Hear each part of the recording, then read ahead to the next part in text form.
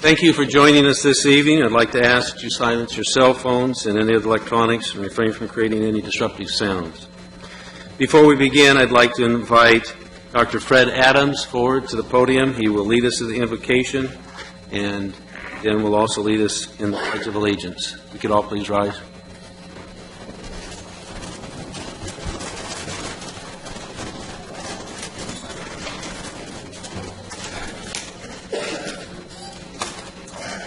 Let's bow our heads. Let us pray. Dear Heavenly Father, we invite your presence here today. We humbly do that, Lord, with all our hearts.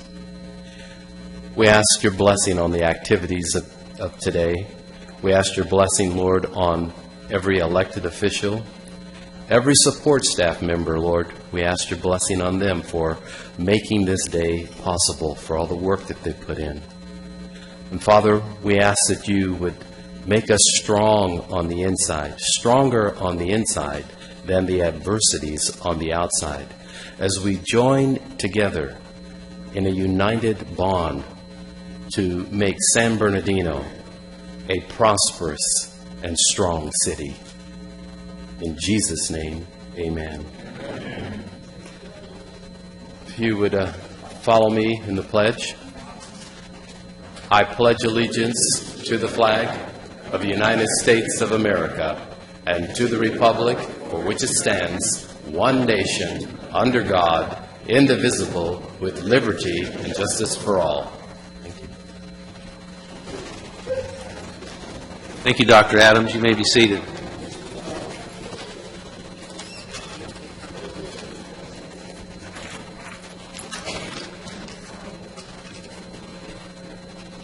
We have a number of presentations this evening. The first one will be provided by Mr. John Hillman. Excuse me, thank you. Yes. City Attorney, would you provide us with the closed session report? Yes, Mayor. In the matter of Clayton Smith versus the City of San Bernardino, Council gave settlement directive by a vote of 6-0 with Councilmember Barrios absent. In the matter of Diaz versus the City of San Bernardino, Council gave settlement directive 6-0 with Councilman Barrios absent. In the case of Plonsky versus the City, Council gave settlement directive 6-0 with Barrios absent. In the matter of AMF 1278 versus the City of San Bernardino, Council gave litigation directive by a vote of 6-0 with Councilman Valdivia absent. In the matter of Cush Concepts versus City, Council gave litigation directive by a vote of 6-0. Councilmember Valdivia absent. In the matter of City versus Bayview Loan, Council gave settlement directive by a vote of 6-0. Barrios absent. In the matter of City versus Salgado, Council gave settlement directive by a vote of 7-0. Matter of City versus Armanciped, Council gave settlement directive by a vote of 7-0. In the matter of City versus Amaxi Investments, Council gave settlement directive by a vote of 7-0. In the matter regarding the city manager, that was continued to the council meeting on March 6th. And in the matter of the property located at 333 North 8th Street, Council gave negotiation directive by consensus. Thank you. Thank you. Mr. Hillman? All right, Mayor, council members, and honorable administrators over the city, I want to thank you very much for this opportunity. First of all, I have to make a little bit of a confession. My wife, I was reviewing what I was going to talk about tonight, and she goes, "You're on an agenda." And I went, uh-oh. I said, "This isn't good, so I just want you to know if I do anything good, it's because my wife told me to stop doing what I was doing." So at any rate, what I really want to kind of center on is the aspect, instead of agendas, because a lot of times everybody's got an agenda, everybody cares. about their agenda, but do they have a caring heart? And this is something right now that I think is critical in San Bernardino. I, first of all, would like to, why don't you go ahead and just, everybody is reasonably familiar with NENA, and most of you know that NENA is made up, we're under the NCA. Just very quickly, we have 10 officers and 18 cluster leaders. And really the backbone of our organization, the NENA, and I didn't say what it was, North End Neighborhood Association, if some of you don't know, is the cluster leaders. They're the ones that are really in contact. They're fantastic. I told one of the board members that they're absolutely gold, and we've got a full staff, so we're real good from that standpoint. If just one quick thing on the agenda that I would really recommend that everybody should go to, and that is, please at least just read the first chapter of Will Durant's The Story of Civilization. It was written in 1935, and it was about how civilizations survive or they collapse. So that was the end of my particular agenda. So at any rate, our mission statement, can we go there, please? Okay. As you can see there, NENA exists for the purpose of building community by enhancing desirability of living within its neighborhood. Here again, with our cluster leaders, I want very quickly, Linda Daniels, I want to give her great credit. Some of you don't know, but if you drive down Valencia in between 30th and 40th, it is clean. And early in the morning, you're going to see a small little blonde gal on her bicycle. And she literally goes up there. She's got trash bags. She does this almost every day. An incredible example of a cluster leader. She also she's the mother over her cluster, which is Cluster 11. She knows everything that's going on, and she's ready to, let the rest of us know if there's a particular problem. Now, what I wanted to do here, I'm going to bypass, as I said before, the agenda. So if we could go over here. Okay, very good. At any rate, this is a beautiful city. And like I say, I'm restructuring this in terms of caring. And caring based upon truth. Every one of us cares about something. We care about our kids. We care. But are we operating in truth? And this is something that, hopefully I can give you a really good example of that before, I'm done here. At any rate, we have a situation where Broadmoor, okay, and if we're looking at caring, the lights are out. They've been out, and that sends a message to the people on Broadmoor. Do we care? Or do we not care? And this is a city situation. I'm not putting this on Jim because I know the city they've got budgets on down the line. They have to, basically, you guys have to look after each other. It's a team effort, right? This is not just, okay, Jim's territory. Now, here, I wanted to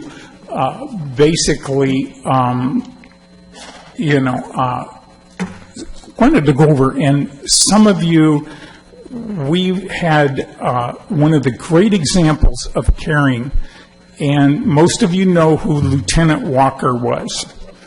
And the very last meeting that we had with him before he left, people came in because Lieutenant Walker, it wasn't that he was out there doing a job to protect us. He opened up his heart. The people saw the man, and he bonded with us. He really showed how he cared. I mean, I think the police department was incredibly lifted up during Lieutenant Walker's time. As most of you know, he's gone on, but I know it was the police department that created a man like that. We had a great chief of police that allowed him to be real. And when he left, that entire room was in tears because he showed a heart of caring for the people. You know, most of it was, there was a blend of words that were there. And I wish you guys had been there, because there was a little girl, and she looked up to him. I mean, this man was a father image. We knew that he wasn't just a policeman to protect. We knew that he cared. And when we lost Lieutenant Walker, we were all hurting. We were hurting real bad, because we knew this man cared about us. And he reflected a police department that absolutely cared. You know, when, and I'm just about done here, there was, years ago, I'm not going to use her last name, we had a gal living in our area, Margaret L., and she had lived in San Bernardino for a long, long time, and she made a statement to me a number of years ago. She's in an assisted living right now, and she said, I never thought I would be able to move to this community. She looked at Nina as absolutely, wow, I made it. I live in Nina. That really impacted me. I went, whoa, have we changed? Have we gotten to a place to where, okay, we're on agendas, we've got programs? She knew that when she was able to move to the north end of San Bernardino, this was almost like a life's, you know, she wasn't going to get it any better.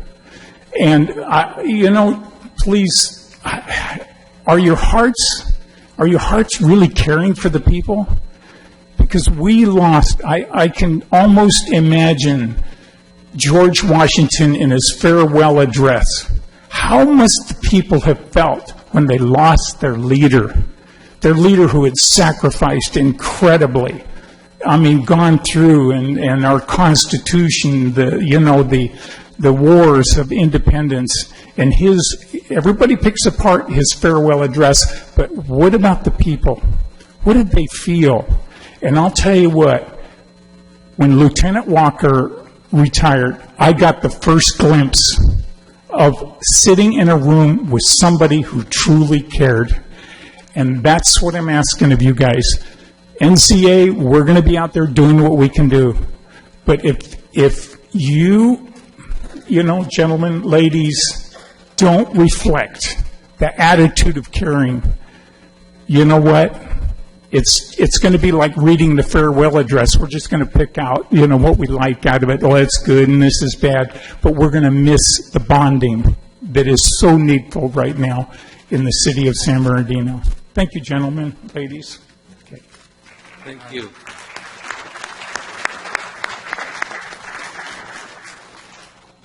Thank you, John. We do appreciate the comments and appreciate all of the neighborhood associations that do so much work in our community, and there are many of them that really put forward a lot of effort, just like you put forward in Nina, so thank you very much.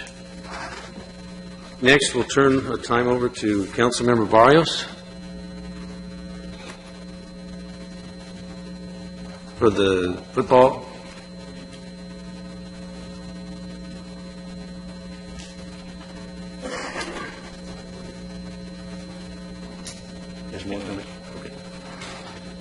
My mistake. We're going to move on to the next one. Student of the Month, Councilmember Mulvihill. Thank you. We'll come back to item 3B.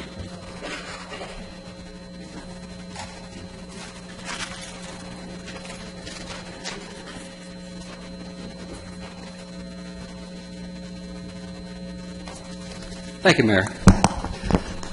We're very proud to be able to recognize really excellence in our student population. And today we're going to be recognizing a student who's a senior at San Gregorio High School and named Giovanni Lozano.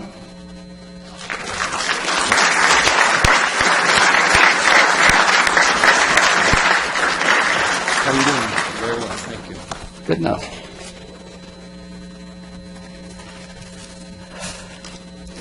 Giovanni was born in San Bernardino but attended elementary and secondary school in Fontana.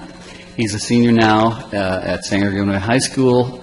His father is Baudelio Lozano, and his mom is Nicole Machique. Is that right? Machique. He has one older sister, Isabella Machique, who is in 9th grade also at San Gregorio, and two brothers, Nicholas Machique, who attends Porter Elementary, and brother Luis Lozano, a student at Cal State San Bernardino. And you have one pet, a calico cat named Soul. I bet she's a female. Yes, she is. So are 95% of calicos, so not that I pulled that out of the hat. Giovanni works at the school cafeteria and also has time for extracurricular activities. He is a member of the Calculus Club, G-Force, and G-Crew, as well as captain of the water polo and swim team. His favorite subject is calculus, but you have to answer me, what's G-Force and G-Crew? They're both clubs targeted towards benefiting freshmen and other sports, athletic people in our school. Okay, thank you. Ultimately, you want to become a nuclear engineer for a private contractor or the U.S. military. You currently have a 4.83 GPA.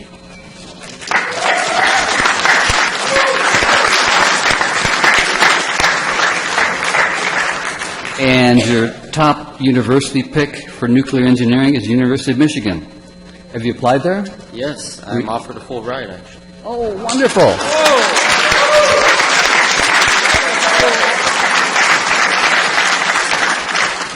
Now, do you know who Michigan's cross-state rival is? You're going to find out. If I had to guess, Michigan State University. That's it. Guess where I graduated from? University of Michigan, right? No, Michigan State. But anyway, you have a terrific background, and U of M is going to be a real great place for you, and Ann Arbor and the whole environment that there. And being in sports, you'll really enjoy the really sports tradition that they have in Michigan. And so, let me give you your certificate. And we're going to get some.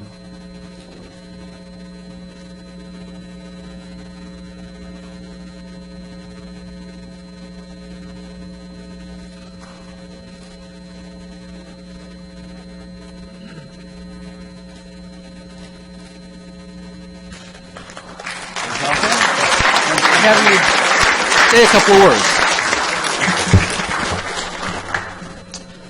All right. Thank you all for coming here today, taking time from your evening to do your civic duty. And I would like to first say thank you to those who had a part in this. Specifically, I would like to say thank you to my school administration, who throughout all the times have helped their students succeed in whatever they so desire to.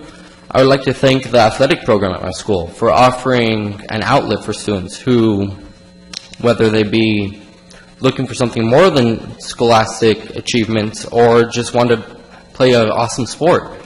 And I would like to thank my family for coming here today and who have supported me throughout my 17 years of life. Is your mom and family here? Yes, my mother. Can you stand up, Nicole Michique?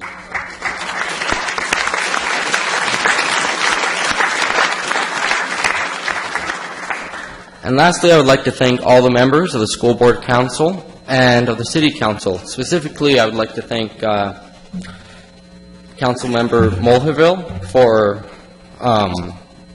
presenting me, and also Honorable Carrie Davis, Mayor Carrie Davis, whom I've never had the pleasure of addressing. And I would like to say a few words about education, specifically education that I've received here at San Bernardino. And San Bernardino is a great city. It's a city of rich history. And this education I've received here is something that's elucidated one thing in specific. It's that if you want to succeed in life, specifically this country, there's one thing you have to realize. It's determination. There's doors to any possibility that you want. And there's a key to open that door. Now that key, even though it's maybe endowed by you by your family or your determination, what really matters is if you know how to use that key.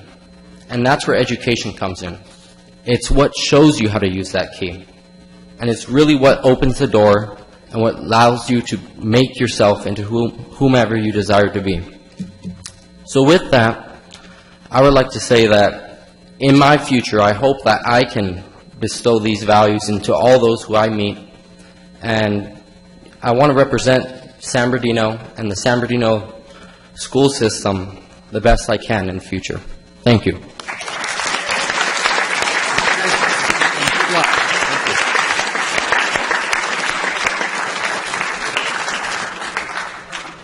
Thank you, council member. I believe you have the next presentation also.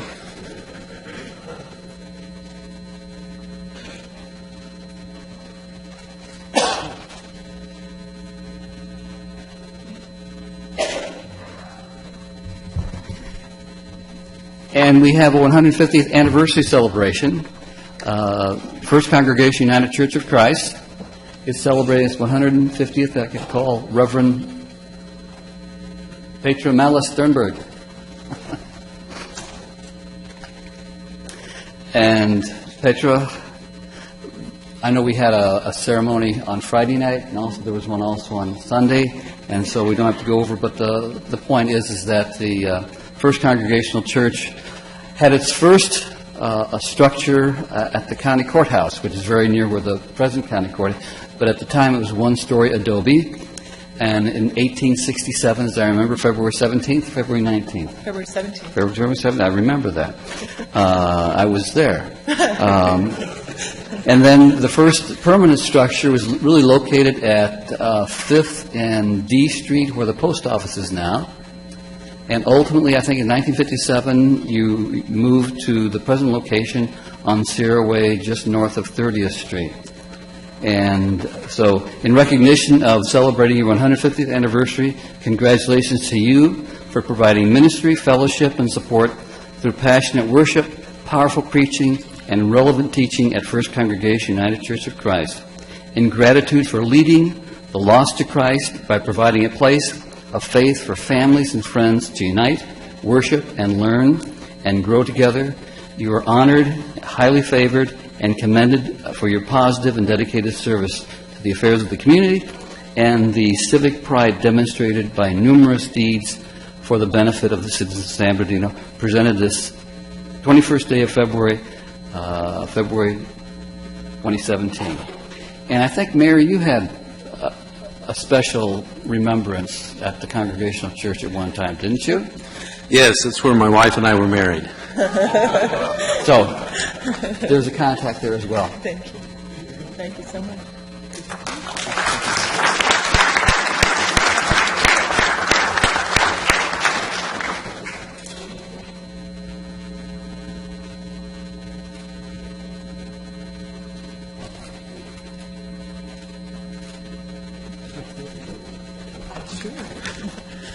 I know the agenda is long tonight, but on behalf of our whole congregation, I give thanks to the Mayor and Common Council for your recognition, and we look forward to many more years of celebration and participation in this beautiful and wonderful community, which we are so grateful to be a part of. Thank you.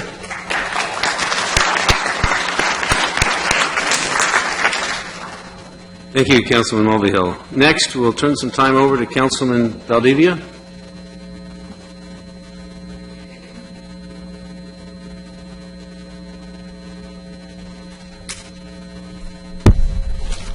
Good afternoon, everyone.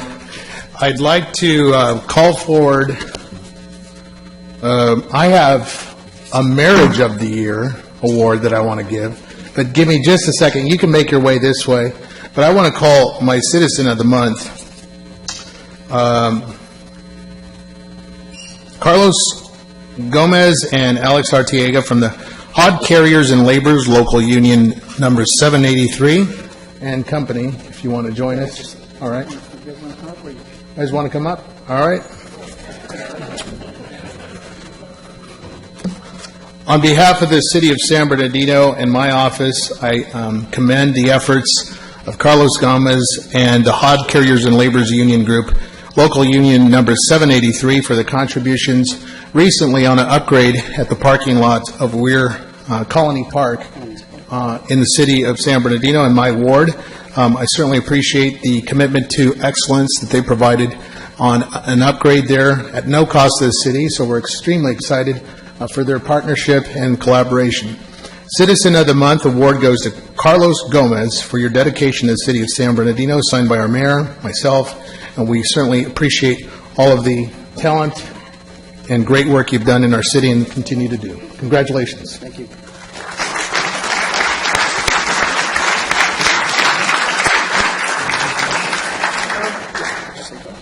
I'd like to thank the mayor and the council, and thank you for giving us the opportunity to work on a park, and hopefully we could do it more for the city.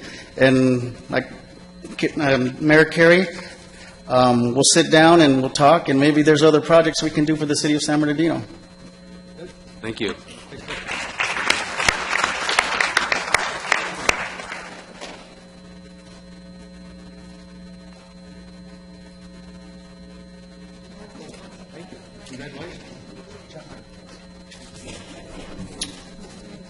All right. This is the couple of the year, the marriage of the year, that I'd like to salute. Mr. and Mrs. Daryl and Dorothy Farwick. Pastored by Dr. Alan Rosenberg. There you are, sir. Good to see you. Of the Christian and Missionary Alliance Church. I learned of the celebration. Not this one. I learned of the celebration in the Thanksgiving meeting of 2015. I was a special guest, and thank you, sir, for your invitation to your congregation, your church. I was there, my family and I were there, and I was so touched to see and hear of the 65th wedding anniversary that transpired on October 2nd of 2016. Mr. and Mrs. Farwick have been members of the Christian Missionary Alliance Church for nearly 64 years. Mr. Farwick is an elder and a board member in the church. And one interesting and loving comment that you made, Daryl, he states that my wife is extremely and very patient, loving, and he couldn't have asked for a better wife. So I am so honored to play a part in this commemoration of this marriage. That's awesome. Our community needs more marriages like that. Our city needs more marriages like that. So, through thick and thin, Mr. and Mrs. Farwick have overcome. And you know what 1 Timothy and Philippians say, right? We will overcome. And so I present this to you, Mr. and Mrs. Farwick, for your great, great marriage. God bless you. Thank you for your honesty, integrity, and commitment to each other. God richly bless you. Thank you.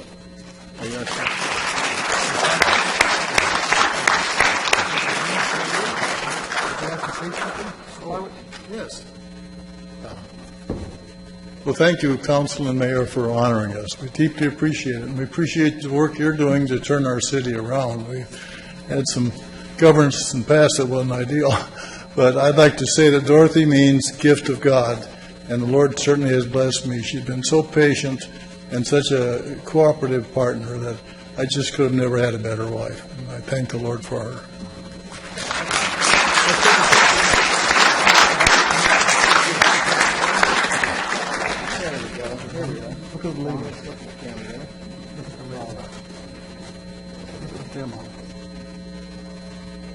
What do we have to do there?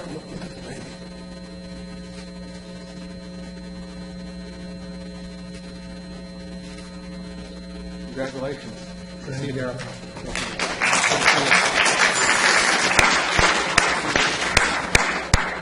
One last note, Mayor. The Farwicks live in my district, and so it's a double honor to celebrate a great marriage.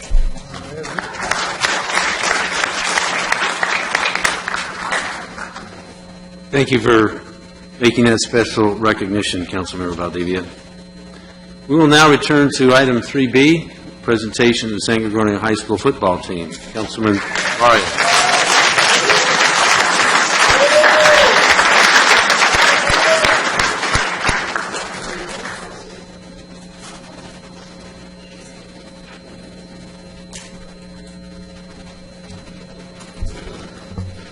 Good evening, everybody. It brings me great pleasure to recognize our San Gorgonio Spartans. And a lot of people know that I come from and I graduated from Pacific High School. But I'll tell you this, the only reason I did is because it opened up in 1990. But my freshman year, guess what? I was a Spartan. And would have graduated from San G if Pacific High School had never opened.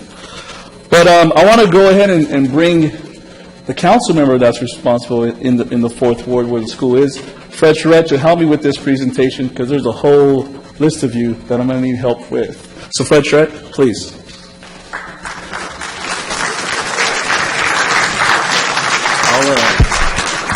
I'm a Cardinal. You can pass them out as they come up. I'm just going to talk to them.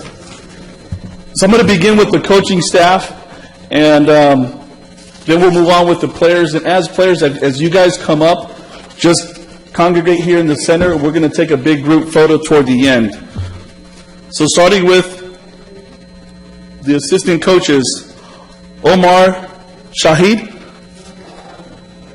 Eric Rodriguez, Marcus Hayes, Derek Matthews, Kevin Nelson, Tracy Jackson, Larry Williams, Yvonne Carter, Kirk Fields, Chris Chaddick, Dennis Grove, David Guringer, Roy Gusher. That was a lot of coaching staff. It's probably the reason why they won the title. So give it up for the coaching staff, please.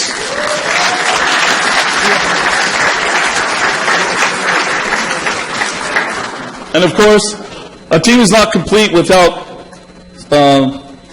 key people, such as an athletic trainer, because you get those sprained ankles. You know, I played 7 years, so I know those fingers that get, you know. And give it up for the athletic trainer, Courtney Ellis.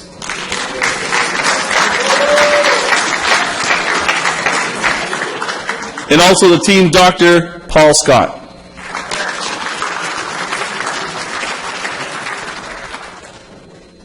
You also want to recognize the equipment manager, Sam Main.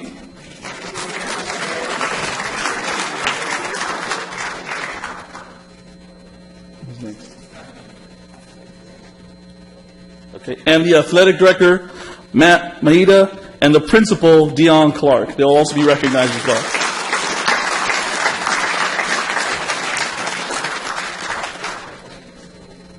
Here's the team. We got more coaches than we got players. So just leave that with the coach. Okay. They can.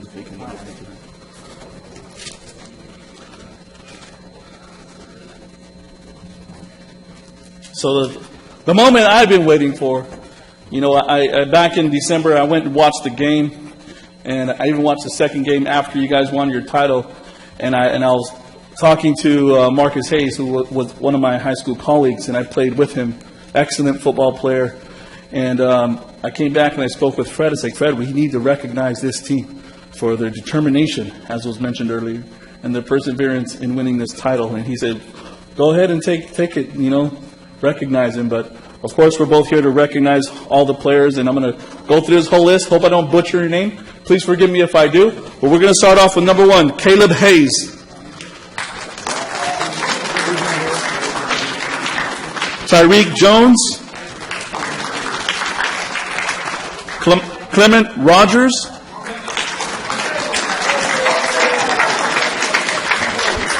Jerome Weber. Kenzo Lawler,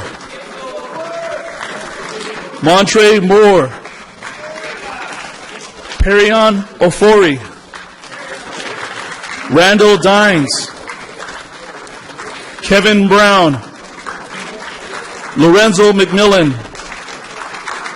Mauricio Elvine, DeQuincy Scott, Tahid Brown,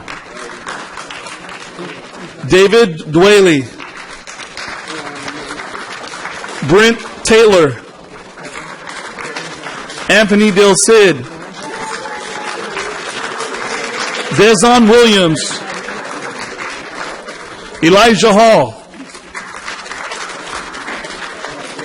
Anthony Garcia. Xavier Leslie. Larry Slayton. Dean Aceves. Pika Fakava. Jalen Matthews. Xavier Jones. Joshua Dursey. Gabriel Murgo. Jeremiah Edmond. Timo Fakava. Kevin Romero. Israel Andrade. Josiah Duarte. Jajuan Hernandez. Dejon Barnes. Daquan Lewis. Daniel Williams. Jay Vaughn Frizen. Kevin Williams. Maximo Murillo. Tynan Curry. Jesse Webb. Movan Turner. Rogelio Marquez. Trayvon Lewis. Jared Goys. Carlos Lopez. Adam Martinez. Isaiah Mitchell. Nehemiah, oh no, that's not right. Nehemiah Fakava. I'll do push-ups later for that one. Taylor Philo. And let me know, is this an actual player or a typo? Praise God, I can adore. Awesome name. Jesse Boone. Douglas Liga. Bobby De La Torre. Chris Castro. Last but not least, Yandy Yarborough.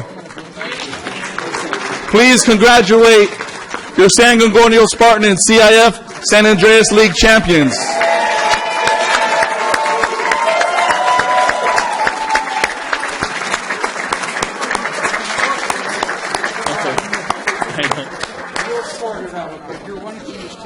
So gentlemen, can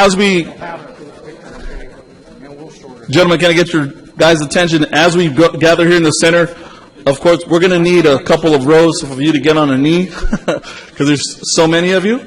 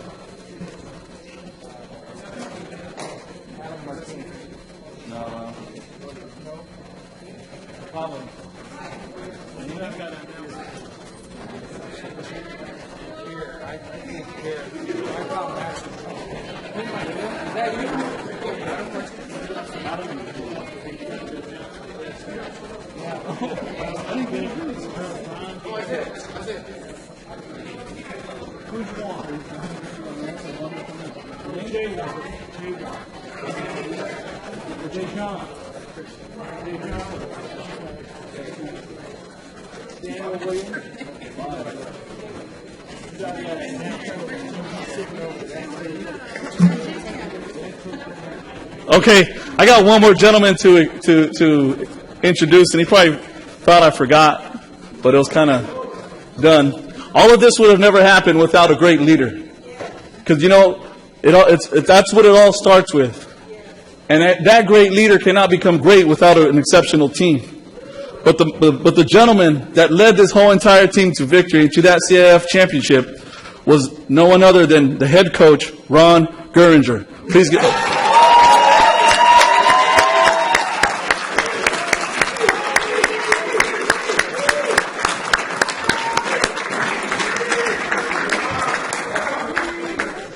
Coach, congratulations, and I would welcome you to the podium to give a few words, please. Wow. Like to thank the city council for this great honor. Like to thank the football players, because without them, definitely couldn't happen. Like to thank the administration, Ms. Clark, Mr. Maida, and the parents who are here for all their support. Mary Lawler, who was ran our snack bar area and everything else.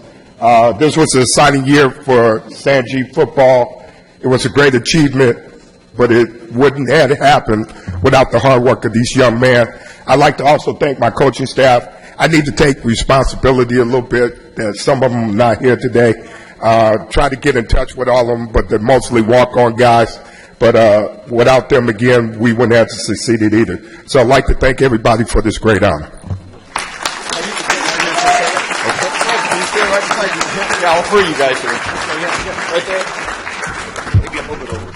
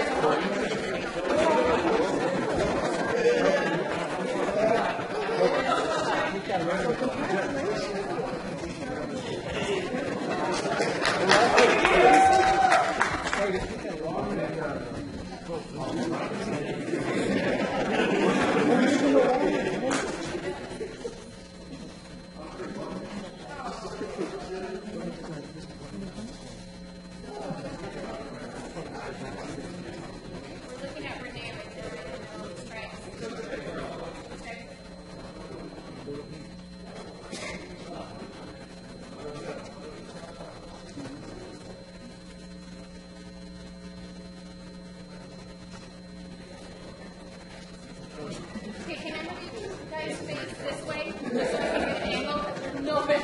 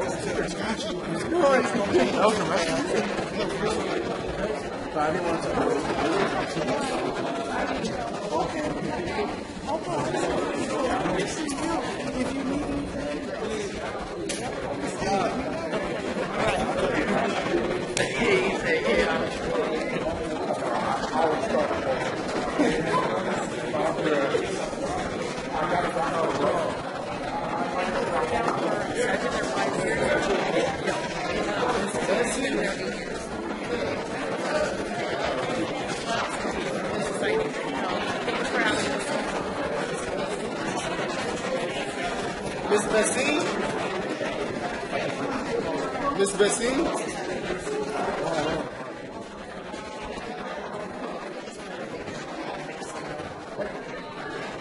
Miss Bessie?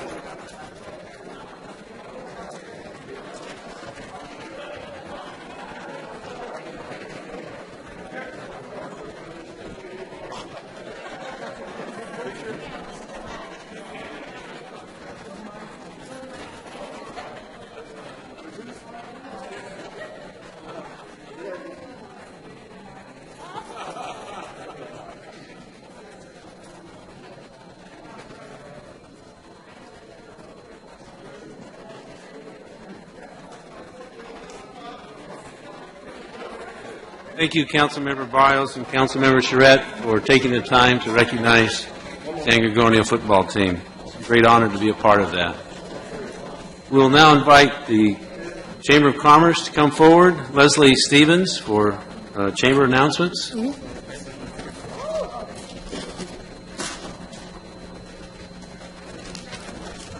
Thank you. Congratulations to the team. That's such a great honor. My goodness. Hello, I'm Leslie Stevens. I'm with the Residence Inn in San Bernardino. I like to put in a little plug when I can to let you know that the hospitality industry is thriving and we are doing so great. I am so grateful to work in such a busy community. So the chamber announcements are today. On Thursday, February 23rd, the San Bernardino Chamber's business after hours is at the Toyota of San Bernardino Truck Center, 1400 Camino Real. Enjoy networking, great door prizes, and fabulous foods. Please contact the Chamber to RSVP. Please attend. Our organizations here in the city work so hard to promote the business and invite everybody out, and we want to celebrate them and support them. And then join us for the Chamber's 109th. That's got to be a typo. 109? Oh, my goodness, that's wonderful. Installation of officers, business expo, and casino night. That's Friday, the 24th of February, from 6 to 11, held at the National Orange Show Sports Center. Enjoy samplings of delicious cuisine from local restaurants, exciting gaming tables, sensational exhibits, awesome raffles, wonderful door prizes, and a grand door prize of $2,500. And on Saturday, February 25th at 10 a.m., a free health clinic fair to be held on 201 East Airport Drive. For information, call 714-583-6433. The Chamber is sponsoring a trip to Panama on October 26th through November 3rd. A presentation meeting will be held Tuesday, March 28th at 5:30 at the Chamber office. And the Chamber is also sponsoring a trip to China, November 3rd through 11th in 2017 this year. Anyone interested may visit the Chamber's website or call Loopy. Thank you so much. Thank you, Leslie. We appreciate that.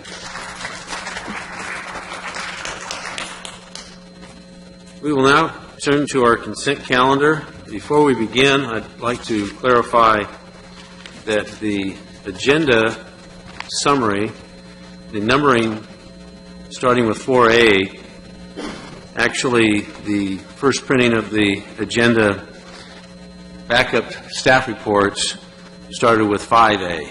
The actual items that we will be approving, because the revised agenda has been made available online, those numbers that we will be referencing today will be the ones that were initially indicated on the original agenda summary. So each item, consent calendar, will actually be approving 4A through 4I. So next, I'd like to ask James Smith to come forward.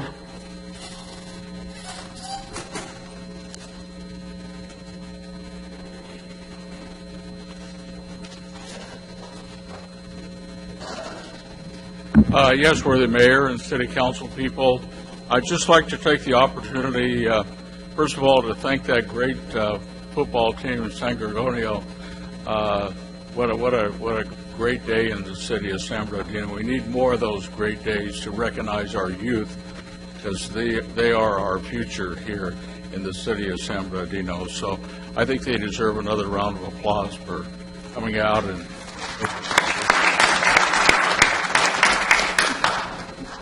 I'd like to speak in favor of 4I? Is it 4I, I believe? Not 5, but 4I. The reason I'm saying that is that I just want to say some really positive things about the gentleman that has been our city manager for the last year. He has moved this city forward. As you heard earlier in the before the council meeting started, you know, we really moved the city forward through so many areas, and I think it's almost culminated today with that wonderful presentation of our high schools. Obviously, you know, we've talked about all of the important decisions that your city council has made to move this city forward.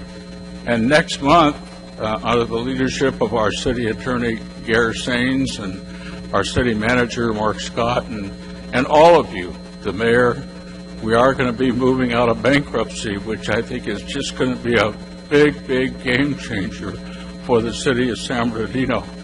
And this, of course, is in addition to having Burtec, great decision.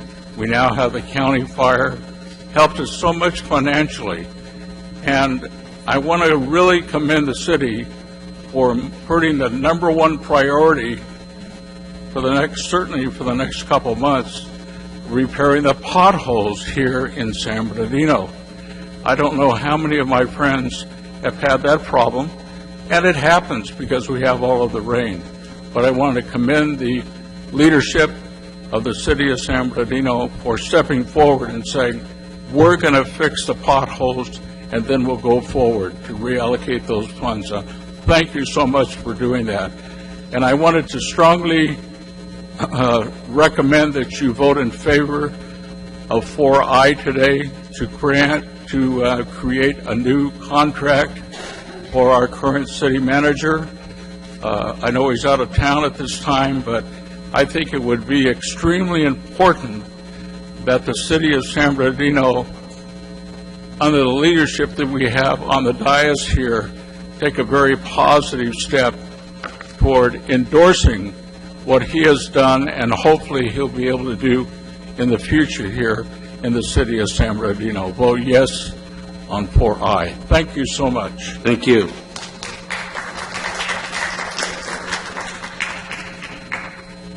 Next, I'd like to invite Janine Nielsen to come forward.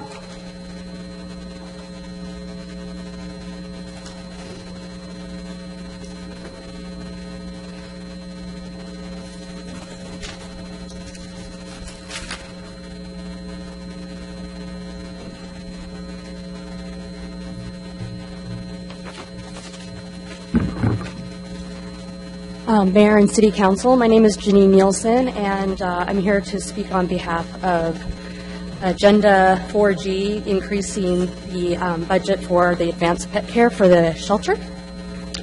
I have been rescuing from SBC since May of 2014, and I'm on the board of directors for the Daisy's Hope Foundation. We're a nonprofit organization that practices shelter intervention, so we're supporting the shelter by keeping the animals from going in there. We sent out an email. Maria Sanchez sent out an email yesterday. I don't know if any of you have read that. Mark Scott did reply to that, and I'm really thankful for that. We're concerned that the proposed increase could potentially be wasteful.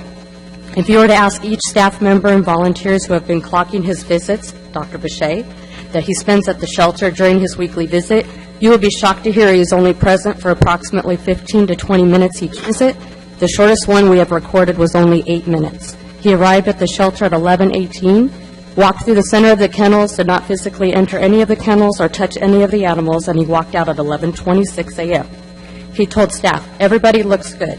That day, Friday, 1/6/17, kennel staff ended up sending 2 dogs to Dr. Bechet's office because they were sick and he did not notice them. I've passed out some of the animals that were at the shelter, and you can see the outcome of them. He missed 4 cases of sick dogs during that visit. ID numbers 500198, 500410 were sent to the vet's office by kennel staff, and they called Advanced Pet Care after Dr. Bechet left regarding both 500477 and 500482, who were ultimately prescribed medication over the phone. Those 2 were never physically examined by the doctor. He merely prescribed them doxycycline, which we have on hand at the shelter, and sent them back to the shelter. So on this day, the city spent $300 for 8 minutes of Dr. Bechet's time, and an additional $75 for each dog that was sent to his office. That is $450 of wasted taxpayer money. If asked by the shelter and daily volunteers, who will confirm to you that not once has he spent 2 hours, as the recommendation is stating, a licensed veterinarian visits the animal shelter 1 day per week for 2 hours at a cost of $150 per hour. We did a public record request for copies and invoices paid to Advanced Pet Care. The response was only up to October of 2016, but what we noticed is that he is billing the $300 every Tuesday of the week of each month. We do know that, or have been told, that Dr. Bechet has done services above and beyond that we do not know. That's fine, we understand, but what is extremely upsetting for us is to read in the recommendation was that the visiting veterinarian helps mitigate illnesses that could spread throughout the shelter, as well as re-examining animals that have had previous treatment, reducing the need. Maybe an alternative would be to suggest Dr. Bechet visit the shelter 2 times per week for just 1 visit per week and be held accountable. How are you guys going to hold him accountable? That's what we'd like to know. Thank you. Thank you. Scott Olson?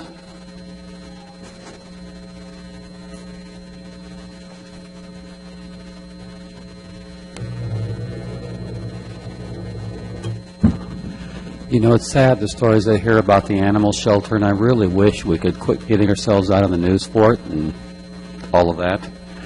But this is San Bernardino. Anyway, on a more positive note, I do support Mark Scott continuing with the city. The reason I support it is because as I listen to the employees and those I talk to, pretty much everything I get is positive. So in spite of the fact that I don't necessarily agree with a lot of what he does, I realize he's just another employee who's doing as he's directed by those who appointed him. Last week made absolutely no sense.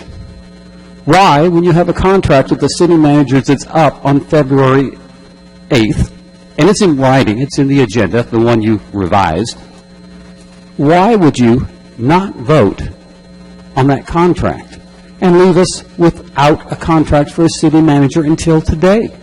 You still don't have a contract with him because you haven't voted on it. I'm very happy to see that Andrea Travis Miller is here. I've always heard people really like her and a lot of positive things. It's a good thing when the people that work here say positive things about the other workers. The thing is, with the new charter, it's a team effort. It will take more than one person. No one is a hero that can fix this city, no matter how good they are. And I've heard how many of you, how many times up here, say how difficult it is to get new people in as city managers? You've lamented many times. I've watched you in person about getting people. That being said, I'm not surprised that Mark Scott is entertaining the idea of going to Reno. I have had way too many conversations with way too many people who are not only leaving San Bernardino, they're leaving California. It's becoming a daily occurrence. There are reasons I have to agree with him. Now, I'm a little bit confused if Mark lives in Rancho Mirage, which he has all along, and his wife has a profession there, how leaving San Bernardino and going to Reno makes him closer to his wife's work in Rancho Mirage, but that's his personal business. Okay? And I'm not going to hold him on that one. It makes for good chattel online, but that's about all it is. What gets me is the city has been paying $1,500 a month as a housing allowance to keep up the illusion that he is a resident in the city of San Bernardino, when we know his residency, legal residency, has been Rancho Mirage all along. If we bring Mark Scott back, why not pay him mileage instead of a phony housing allowance to create the illusion? I mean, after all, Alan Parker, he was the city manager for 3 years under the old charter. He was required to live in the city. He never did. The new charter doesn't make that requirement. So please, I hope Mark Scott is here in the chair next time I see City Council. Thank you. That concludes public speakers for our agenda item. I'd like to ask the council if they have any items, starting with Councilmember Mulvihill. Yes, 4G for golf and 4I for India. 4G and 4I, thank you. Exactly. Councilmember Richard? Mobile pulled them. All right, thank you. Councilmember Nichol? Again, those two items, also 4D and 4E, just a quick question of clarification. Thank you. Councilmember Charette? None. Councilmember Valdivia? Thank you, Mayor. For clarity's sake, 4I, is that being removed from the calendar administratively?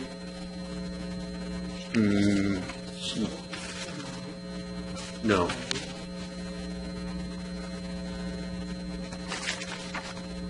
No,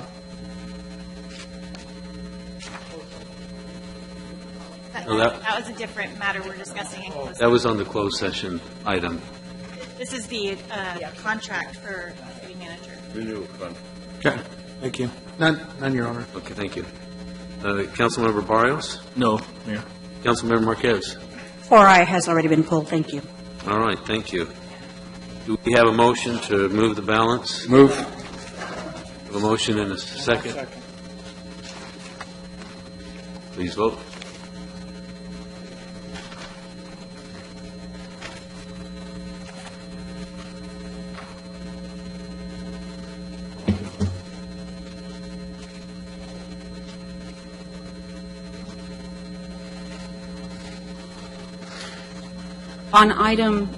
On the consent calendar, minus the items that were pulled, the motion to approve was made by Mr. Mulvihill, it was seconded by Mr. Charette, and it passed unanimously. Thank you. First item pulled, item 4D, is adopt a resolution of the mayor and city council of the city of San Bernardino authorizing the director of finance to transfer $628,996 to the general fund capital expense account and issue a purchase order to Fairview Ford Sales in the amount of $813,540. Councilman Nichol? Yeah, if I may, I'd like to combine 4D and 4E. It's the same question for both. My question was regarding, I had the question raised, what are traffic safety funds? Where do they originate from, and what can they be used for? The traffic safety funds is pretty much what you get from our traffic safety grant. There's funds in there for equipment and so forth, and we're allowed to apply some of those monies towards vehicle purchases. And because the vehicles are going to be working traffic-related issues, it's a justified expense. Okay, and so these are state funds? Yes. Or federal funds? Okay, state. Yeah, it goes from the Office of OTS, Office of Transportation Safety. Okay, and then can they only be used for traffic safety enforcement, or can they be used for acquiring vehicles and resources for other types of? It has to be applied towards some type of traffic-related program. So when you have, for some of these vehicles, you're going to have officers who are going to be maybe not responding to a call but doing traffic enforcement. We may also use the vehicles when we do a saturation patrol for DUI programs, a safety program, a PET program, or even a checkpoint. Okay. Are these funds something we receive annually, or is this a one-time? It's a competitive grant process where we compete with other agencies throughout the state of California, and then OTS determines what the award will be. Okay. I'll move to approve. Thank you. Second. You're moving both? Yes, both 4D and 4E. 4D and 4E. Thank With you. the comments, sir. Councilman Valdivia? Thank you. Captain King, I appreciate the good work that your department is doing on traffic safety enforcement and utilizing the competitive process to apply for them. My concern, I'm moving or supporting this tonight along with Councilman Nichol. The support the traffic safety enforcement efforts in our community. The other item that I wanted to bring to your attention is the need for additional speed limit sign reader boards or traffic boards, the mobile boards that are utilized in school zones, high traffic concentrated areas. In fact, just today I received a call from Lido Creek Elementary School regarding the speed of cars. I understand that these mobile boards have not been in place in our city for several years, either due to disrepair or the kind of non-existence of them. There's no more spare parts or whatnot. So I'd like, Andrea, if you could work with our police department to see if we can identify the resources to actually purchase or repair these very important speed enforcement tools, especially for pedestrians and children in our safety school areas. They complement the signage already that should exist in those speed areas or, you know, the school zones, but I want to make sure that we actually put those resources in I'm raising my hand here proactively because the call this weekend, the emails that I received this weekend, and the calls with Melvin Cortez, which I'll be hosting some meetings with parents and concerned traffic and safety guards that need to have better enforcement in our school zone. So those are important concerns that I wanted to share with you. I really appreciate your department. I certainly support it, and I'm supporting it tonight. But so it's, yeah. And we will look at not only the Office of Traffic Safety funding, but there may be some other funding sources that we can use to Absolutely. that effort. Thank you. And just, if I may correct myself, Mr. Nickel, these funds come, these traffic safety funds, I misspoke. I thought I said that they were grants. These are actually revenues from citations that we issue, and it comes from the state. So I misspoke. I apologize. But there's the revenue, but there are funds available through the Office of Traffic Safety, and so we will work with the police department to identify what funding sources may be available for San Bernardino, see if we can augment some of our services. Councilmember Marquez. Thank you, Your Honor. Captain King, I support both items, but I do have a question on, I guess it's 4D. We're getting Tauruses, Escapes, and Fusions. Capacity-wise, are these vehicles big enough to transport, not inmates, prisoners? Yes, ma'am. The SUVs, obviously, it's a Ford Explorer. Those are large enough, and also the Tauruses. The Escapes are for professional staff or community service officers who work out in the field. So those vehicles resemble nothing like a police car. And then the Fusions are administrative vehicles. Okay, thank you for that clarification, because I don't see prisoners that are healthy to be transported in one of these vehicles. They just wouldn't fit. So thank you for that clarification. Councilmember Barrios. Thank you, Mayor. I just wanted to ensure that as we're looking for additional funds for our police department, that we do look through the grants that are offered through Prop 64 now, and to not let that get past us and come back with a report if we qualify or not. Thank you. Thank you. For the record, item 4E is to adopt the resolution of the Mayor and City Council of the City of San Bernardino authorizing the issuance of a purchase order to BMW Motorcycles in the amount of $83,300. No further discussion. We have a motion and a second. Please vote.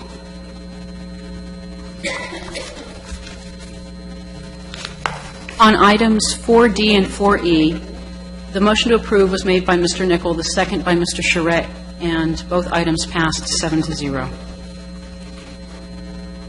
Thank you. The next item is item 5G, adopt resolution of the Mayor and City Council of the City of San Bernardino authorizing the Director of Finance to increase the purchase order issued to Advanced Pet Care Animal Hospital to $78,000. Councilman Mulvihill? Thank you, Mayor. I think there's been a lot of emails, and again, the speaker indicated that there is concerns about the amount of time that Dr. Bichet spends at this shelter, and also whether the care is adequate for the various kinds of diseases that the animals might contract. And I want to give I want to give Captain King the opportunity to respond to those. Thank you, Mr. Mulvihill. First of all, to expect someone to come every day on a Tuesday, I think, is a little bit too much to ask. From my conversations with staff, Dr. Bichet is very passionate about his work. He has always been a good partner with the City of San Bernardino, and he's going above and beyond the 2 hours per week. Now, he may do some X amount of hours on a Monday, and then he may do a couple more minutes on a Tuesday. He provides training to staff. There's going to be some certification for staff because of the medications. I don't see anything glaring that would say that he is not fulfilling his end of the agreement of the 2 hours. I think we're being billed appropriately, and I think we're doing a phenomenal job for the size of the budget that we do have. And this item particularly is going to help further the veterinary treatment that Dr. Bichet and his staff provide. Mr. Mayor, if I might add. Yes. I think overall, and I know the city manager expressed concerns both to the residents that emailed him and he has to staff as well, and I'm certain that the council has been made aware of it. We certainly recognize there are a whole host of issues at our animal shelter. We are trying to focus on the things that are the highest priority first, create those systems of accountability, and so I appreciate the speaker's comments this evening. We have received a number of emails. We're looking through each one of those now to try to, again, create those systems of accountability. We're trying to focus on the highest priorities first and address those concerns, but we recognize there are issues at the shelter, and we're working with staff and our professionals that provide services to us to try to address that. So it's not a perfect system, but we think enhancing the quality of service and the amount of service is critical to our ongoing efforts to try to make that a better shelter and a safer place for the animals. Thank you. Councilor Nichol. I know this has been an ongoing concern, certainly since I've been on the council, and it's certainly a challenge for us, given our fiscal condition, to have a facility that adequately addresses a chronic problem for us in our city, given our demographics. Clearly, we have an excess of stray animals, of illegal breeders, of animals that have not been properly cared for, spayed, or neutered. So without addressing those core issues, I think certainly, we need veterinary services. I would not be opposed to having adequate veterinary services, but that is just the beginning of addressing a much larger chronic problem that we have. I know some years ago we were looking at that particular facility, whether in fact it was adequate, whether it was inadequate. And I know there's been discussions in the past in terms of possible reuses for that facility and perhaps building a new facility. What is the status of that? My understanding was the water department at what time was interested in that property, and that would possibly give us an opportunity to build a new facility. Also, in terms of our existing licensing and enforcement, are those adequate, or are we just continuing to revisit a chronic problem and putting Band-Aids on a wound that's not healing? Your comments are well taken, and they're very pointed and really on target. We have facility issues. It certainly is a very old facility, and I know all of you are aware. I mean, certainly, I probably have the best relationships with animals and dogs, so I recognize that the facilities are difficult to manage because they are very old. They're outdated. More modern shelters have created efficiencies within the system that enable the staff then to provide other services. So we have facility issues. We probably have some efficiency issues in terms of the way that we're staffing that facility and staffing our enforcement efforts. And so at this point, we're looking at all of that. There have been discussions in the past. The water department at one point was interested in that property, and so we thought there might be an opportunity to do a property exchange. We have partners at that facility, so we do still provide services to some other communities. So again, I think from our perspective, we're beginning to look at all those things as we emerge from bankruptcy.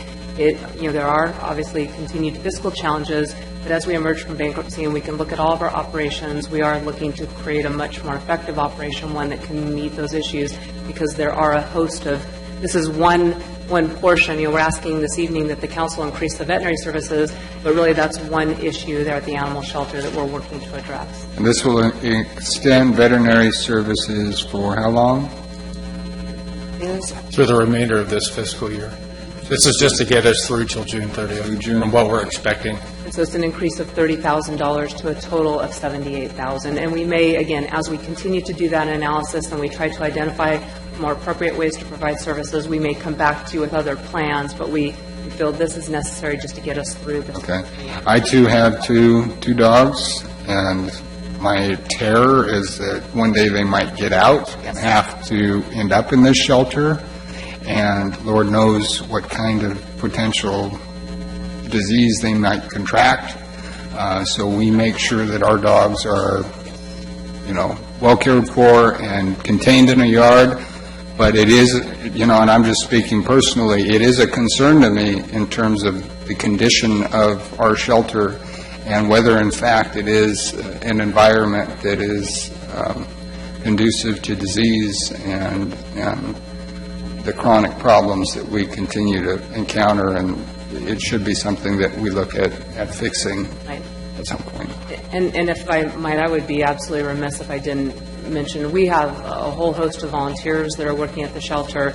We have volunteer organizations that are assisting, and so I think as we look at what solutions there are to address some of these chronic problems, I think we have a lot of opportunity with some very, very well-meaning people in this community that are willing to come forward and provide services, and you heard from many of them this weekend. So they need to be a part of that because they are really providing a tremendous amount of service to us. In terms of spaying and neutering, what is the city's policy? It's mandatory spay neuter unless you can show proof that it's like a show dog, AKC quote, that type of thing. What are the consequences if the animal is not spayed or neutered? The misdemeanor, Yeah, it's a- so we would cite the individual, and the city prosecutor's office then would. So it is a citable offense. Okay, thank you. Councilman Valdivia? Thank you. Andrea or Captain King, where is Dr. Bechet's office located? It's on Arrowhead Avenue, just north of Mill Street. It used to be General Dog and Cat, and it's now APC, so it'll be on the west side of the road. I'm sorry, I can't hear you. Sorry, it's on the west side of Arrowhead Avenue, just north of Mill. Okay, all right. Question regarding the allocation is, why are we needing more services? That wasn't quite presented in the backup. I mean, is there an outbreak of some sort that we just didn't plan for, and you can never probably plan for that, but... And certainly I will ask the captain to correct me, or if I'm not providing full information, it's that we recognize that more services needed. We are seeing animals, as Councilmember Nickel pointed out. We do have animals that are coming to the shelter that have disease or have injuries that need to be treated, and so we're finding that the current budget just isn't adequate. Historically, what has been the allocated budget? Have we always just used a certain line item and then we do a percentage up towards new services? Or walk me through kind of the process of how we come to that amount. I will tell you that there was a point a few years ago where we really only provided veterinary services because we had in-house staff that had different levels of training, and so we really didn't have, it was kind of an as-needed type basis. And I think more recently, you've had a budget of about $30,000. Yeah, and what we're also experiencing, one of the issues that we have is the recruitment effort for a registered vet tech, which, and if I can just back up a little bit, we couldn't have the successes that we've had already if it wasn't for the rescue community, so I do applaud them for that. But without that RVT, there's some medications, some treatments that staff can't do because they don't have that licensing, so it's now an extra burden on top of Dr. Bechet's already busy schedule. So I'm trying to find a way of resolving that issue, looking at some other options, since right now our recruitment effort is lacking. Well, I certainly appreciate the efforts of our community bringing light and centering some attention on these. I certainly would like to have offline conversation about some of the allegations.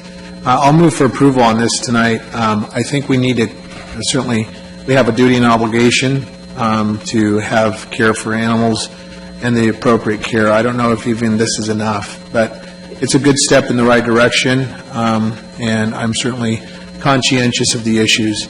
The last comment that I'll make is, for the last 5 years that I've been in this chair, we have always talked about having the opportunities presented to the council on building a new shelter.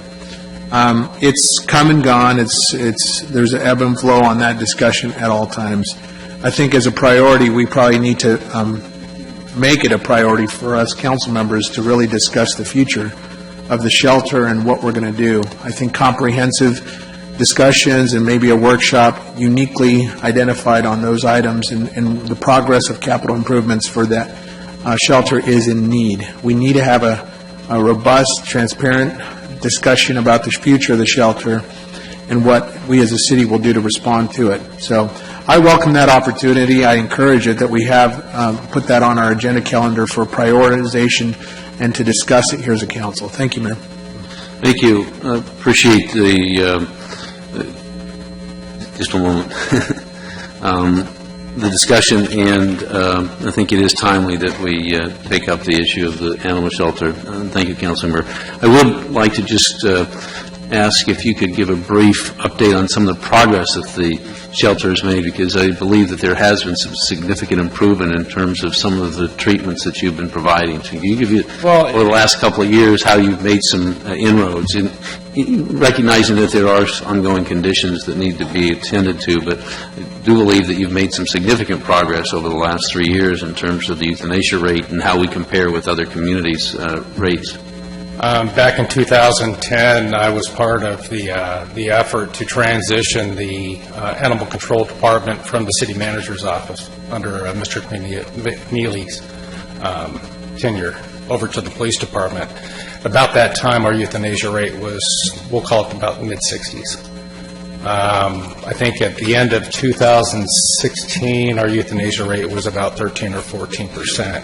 But this, I'm going to call it, we had the football team here from CNG, and it was the coaches, it was the players, it was the leadership, and that's what created a winning environment. And we have that not only with dedicated staff for compassion, but getting back to the rescue community and their efforts and what they've done. We couldn't have done it without them. We averaged at a time of bringing in about 800 stray animals a month just from the city of San Bernardino, that people, either our staff picked up or people walked into the shelter saying, hey, I found this litter of puppies over on the corner, that type of thing. And we're obligated to take those animals in. Under Rob Handy, when he was the chief of police, he initiated every animal coming in getting vaccinated. So they get the Bordetella and they also get the 5-in-1. We weren't doing that before, so there was an increase in our budget and we started doing that. Our partnership with the veterinary school out in Pomona, Wings of Rescue, the Heigl Foundation, the list goes on, where we would have these adoption events, or we would do low to no cost spay neutering or even vaccination programs. We've had film crews out here showing how animals were rescued and how they're flown to like the state of Montana or even out of the country. For dogs that we have a surplus of, like our pit bulls and our chihuahuas, that there's other dog owners or future dog owners who would like those breeds, but they're not available. We've changed our business model. We're now accepting, we started doing credit cards, which helped out with our purchases of dog licenses. As Ms. Miller had said, that there's always room for improvement. It's not a perfect game yet. There are models out there that we could adopt on how to increase our efficiency, and if it's a staffing model, if it's shift models, whatever. But we now have 24-hour coverage for animal control officers, when before we didn't. So when they went in, let's say at 9 or 10 o'clock at night, there were no animal control officers working the graveyard shift. We now have that. I would love to have a new shelter. I was very passionate about it when we were building it. It was supposed to have been completed in 2015, but things happened. We're resilient.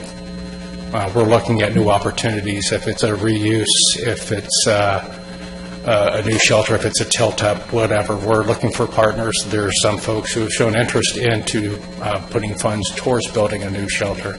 And I'm sure that we're going to get fantastic feedback from the rescue community on success stories that they've had as well. And I think that'll just make us even better. Thank you. Councilmember Marquez.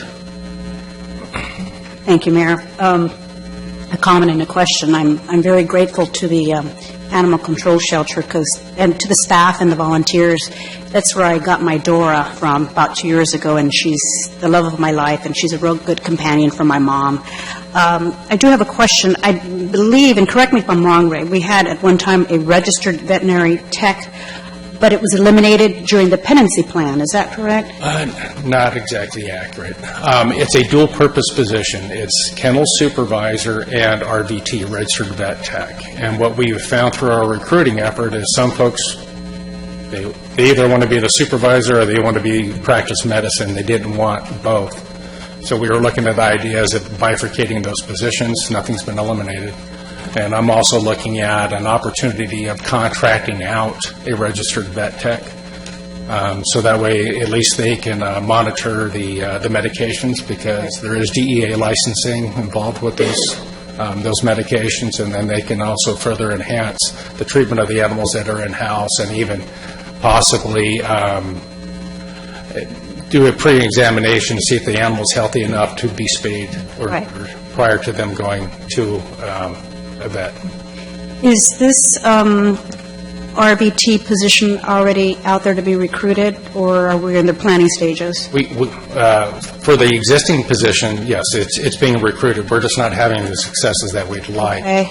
I'm waiting to receive some quotes as far as what the contracted RVT would cost, and then I'll be bringing that back to council. A two-position item: one, to move monies from a restricted account within the 124 over to an expense account, and then get your approval. So I really believe that this RVT position would alleviate some of the workload for Dr. Boucher, It's critical. and things would, I think, run smoother, so it would be a win-win for everybody. Has there been a motion yet? Yes. Yes. Okay, thank you. Second. We have a motion and a second, and if there's no further discussion, we'll please vote. On item 4G, the motion to approve was made by Mr. Valdivia, the second by Mr. Mulvihill, and it passed 7-0. Thank you. Thank you. Next is item 5I, adopt a resolution of the mayor and city council of the city of San Bernardino authorizing the mayor to execute an employment agreement for the position of city manager with Mark Scott. Councilmember Mulvihill? Thank you, Mayor. I support this the recommendation here, but I can't help but think that I guess thinking about a month to month, and I think everybody has spoken with Mr. Scott. His just having him address his intentions as far as staying here, it almost seems like he could be leaving immediately, regardless of what his interviews or otherwise. That because of his situation, he can't commute every day, and so that's why he lives here. And the point is that it's causing problems in the fact that he sees his wife relatively rarely, and I can really understand that. However, I'm thinking about our city, and in terms of having someone who has a commitment to the city and a long-term commitment to the city. And I just get the sense that because, again, I think his mind, he's just here temporary. And depending on which month,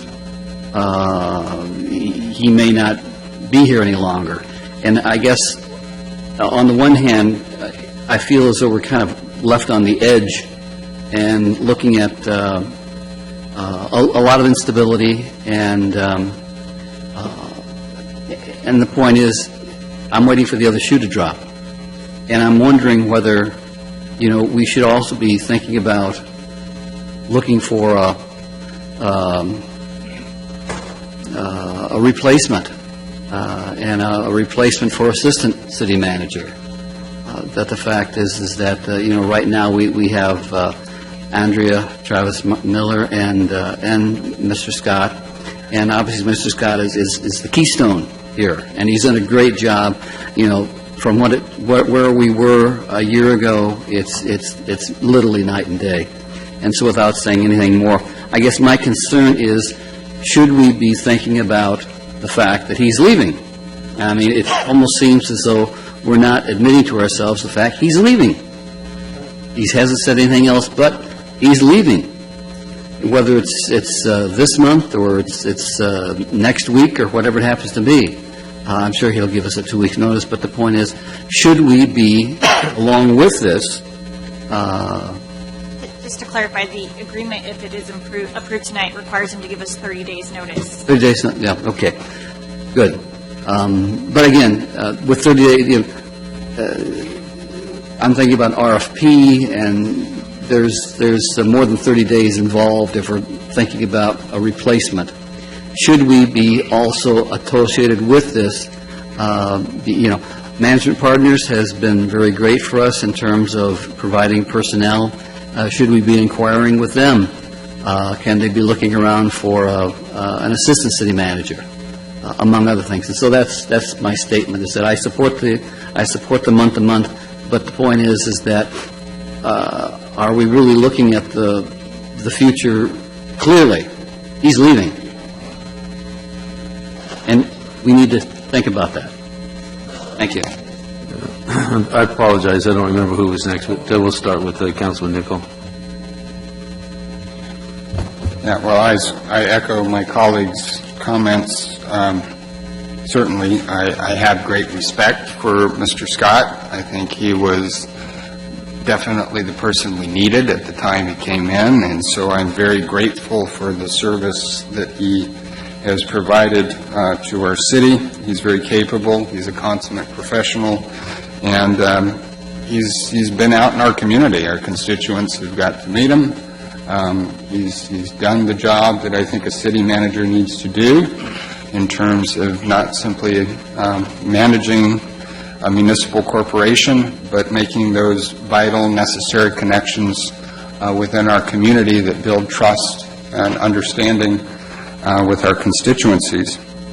But that said, I do share concern that a month-to-month, well, it is, we certainly would not want to lose the services of Mr. Scott, may in fact be in some ways more destabilizing than the alternative. And I'm specifically speaking in regard to some comments I received from individuals that are very much involved in investment and development in our city, and the fact that uncertainty is not a friend of investment in business and development, which is what our city needs at this time.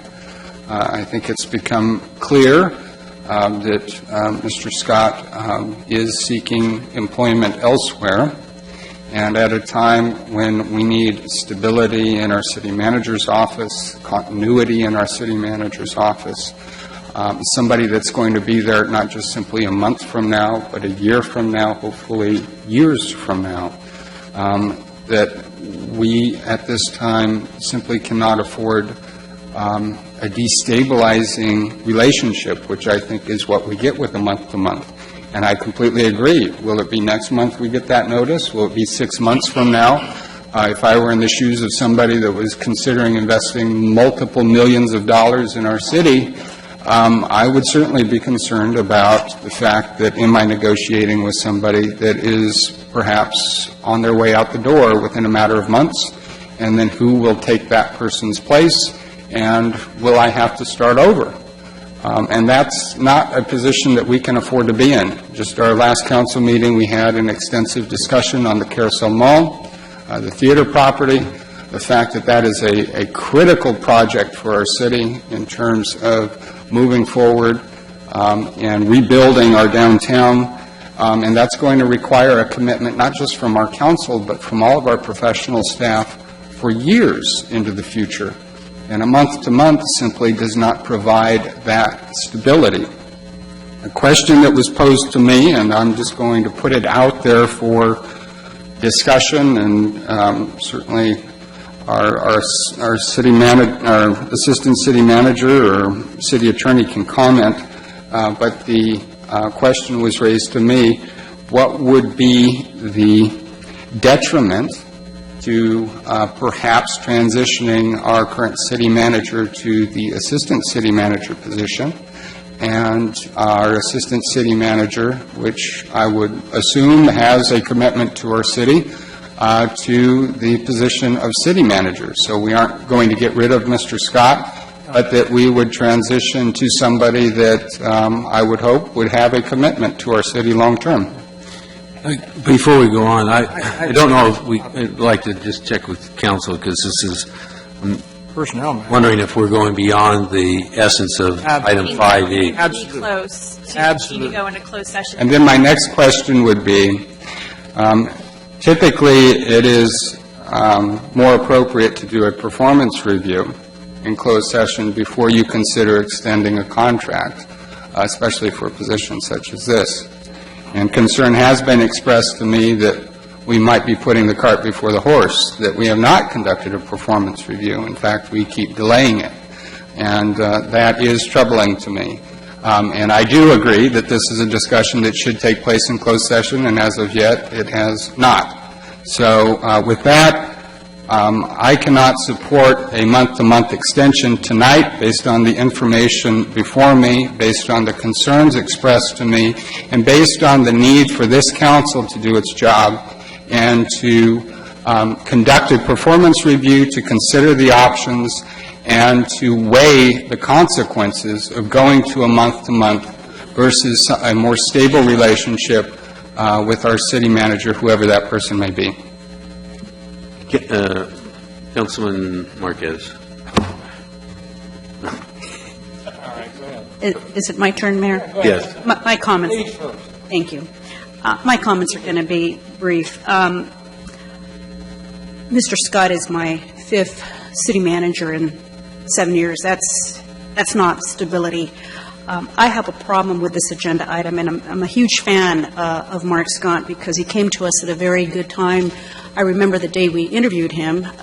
It was shortly after the December attack, and he was the right person for the right time and continues to be so. But I feel like if he moves on to Reno or has other plans, we're left holding the bag. This is a very crucial time. We're implementing the new city charter, which makes us a very strong city council, city manager form of government. We're exiting bankruptcy. We're moving out of City Hall. It's just not right for us. And I guess I'm being selfish because I live here, and so if he moves on, then I don't know who'll be acting, and I do believe we need to start thinking about a succession plan, which should be down the road. So I cannot support this item. Mr. Mayor, Yes. I would strongly urge that the council support this item this evening. I certainly understand the desire to have a performance evaluation. I will speak to Mr. Scott as soon as he returns. I know that he's not opposed to that, so we'll make sure those things are done. I am going to continue to be here at the City of San Bernardino. We have a great, capable professional team that we're putting together. We've had some new people join our team, people like Brent Mason, and I would anticipate that would continue. So I certainly understand the council's desire to have this discussion. I think it's a healthy one and one you need to have, but I would encourage you to support the contract extension this evening. It is on a month-to-month, so you can certainly revisit this at a later date, but I, in the meantime, would recommend that you can certainly put an additional clause in there that you'd like to revisit this next month at some time, but I would urge you to support the contract tonight, at least in the interim basis. Thank you. Councilman Barrios. Thank you, Mayor. Why should we support this again? What is, okay, more directly put, what are the consequences for not supporting this tonight? I think it sends a message about stability. Certainly, I recognize that you want to have the conversation with Mr. Scott about his continued commitment to the city. I will tell you he's very passionate about his job. He is engaged, and I've worked in the industry for a very long time. Mr. Scott is one of the most engaged city managers that I've worked with. I certainly think that if you want to insert something in the agreement that re-agendizes this for further discussion, certainly you can do that, but I think it's important that you continue to have that leadership at this time and discuss your options later. All this does is continue the relationship. It's a month-to-month anyway, and I would defer to the city attorney. I didn't look at it, but I want to say that you only have to give him a couple weeks' notice, that you want 30 days' notice. Unless both sides mutually agree, which, again, I think Mr. Scott recognizes it's a conversation that you would want to have and do need to have. So again, I don't think you'll have any disagreement from him about the continued discussions, but in the interim, I think you want to have that role filled. So if we don't push this tonight, he has 30 days. He actually Technically, his agreement expired. And I do want to, and I will defer. I just want to know what is going to happen if we don't approve this tonight. Like, what are we left with? And the mayor did extend it until today, and we're asking that you ratify that. If you don't approve this tonight, you have no city manager. And, we're in the midst of getting out of bankruptcy, and that just sends the wrong message to the bankruptcy court, to our creditors. And I would just ask the city attorney's office to also clarify, there is a reason why it was not brought back at the last meeting, and it's because of a technical error, and I'll go ahead and say it, and you can correct me if I'm incorrect. We had a technical posting error, and employment agreements for your city manager cannot be addressed at a special meeting, which that was. So it was really an error on the part of myself, probably in the city clerk's office, but again, special meetings, you don't have the ability or the luxury to address employment-related issues. That's correct. I think it was a strategic error. But It was not a strategic error. I wish I could have been that strategic. It was not. All right. Councilman Charette? Thank you, Mayor. I have a completely different take on this than my colleagues, or the ones that have spoken so far, except maybe Mr. Mulvihill. And I do agree with a lot of things that have been said. Mark Scott has maintained a residence in this city of San Bernardino. He's commuted on the weekends, and he's been here on Saturdays, and he's been here on Friday nights, and he has maintained a residence, an apartment in the city of San Bernardino. I don't know where he casts his vote from, a legal residence where he's registered with the Registrar of Voters, but my colleague said he can't commute. I couldn't disagree more with the word can't. I know a lot of people that commute from the desert to Los Angeles on a daily basis, let alone halfway between here and San Bernardino. We did hear from Mr. Scott that he was not, and I believe him, really looking for a job. He came here with the intention of staying for 3, 4, 5 years. He looked at the challenges, he looked at the opportunities, and as far as a performance review, we certainly need to do it because it's something that we should do on a regular basis. But I think his performance speaks for itself. I think the results that we've seen, the things that Mr. Smith has talked about, the things that we've done over the past year speak for themselves as far as his leadership and performance. And for us to even be considering, now certainly we've got to be looking at the future. And I've said this, I've said it in private, I agree with that. We should have it. But I'm anxious to wait and see how he does in Reno. And if he's successful, then we wish him the best because he helped us a great deal, and we move him on down the road, and then we take it on. But that's going to happen within a few weeks, if not less. So for a month-to-month, I think we can. And if for some reason, I told him, Reno's crazy if they don't hire him. He's that good. And if they don't hire him, then he's lucky they didn't, because they'd be pretty stupid not to. So I wouldn't require or suggest that he work for a council that's that crazy. We do have Andrea Travis Miller back. Thrilled that she's back. And Mark Scott is thrilled with her performance, and she's doing a great job. And she can step in. If I guess she'll step in if we would vote tonight to not extend the contract. But I think to not extend the contract and look like we're in chaos again would be absolutely crazy. And for a month or two to be able to deal with this, Mr. Scott was willing to do this because he was concerned about the commute. He was concerned about his home life. He was concerned about, but this opportunity came along, and it was one that he really wasn't looking for, and I believe him, and that he just couldn't simply say no. He had to give it an opportunity. But I'm fairly convinced that there may be another way for him to stay if he isn't successful in Reno.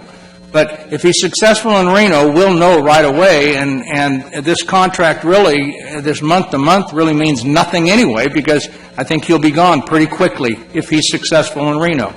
So to do this month-to-month and then have us sit down when he gets back, again, if he isn't successful, we sit down with him, and then we get a commitment from him. What's he going to do? And then we know where we are, and we say, okay, now we know where we have to go.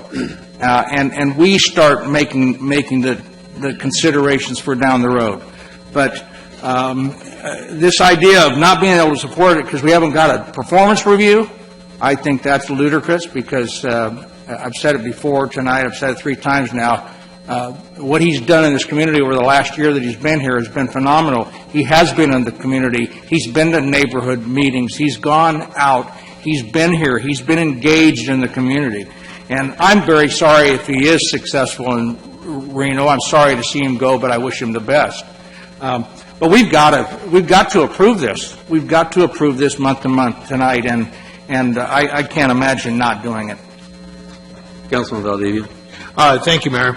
I want to point out some of the themes that were shared tonight by my council member colleagues here. The idea that Mr. Scott has somehow been a willful, active resident of our community. The other side of that coin is that the city council, in his initial contract, provided and stipulated a $1,500 a month housing allowance. I brought that up upon his review, or upon the initial time that he came before our city, and I certainly disagreed with it. I ultimately supported his appointment to be the city manager. I think it is clear that the $1,500 is now reappearing again. I see some inconsistencies with Mr. Scott suggesting in conversations that he somehow has had some issues with the housing, the apartment, for whatever reason, and that he is now considering just commuting. So I think he has made overtures that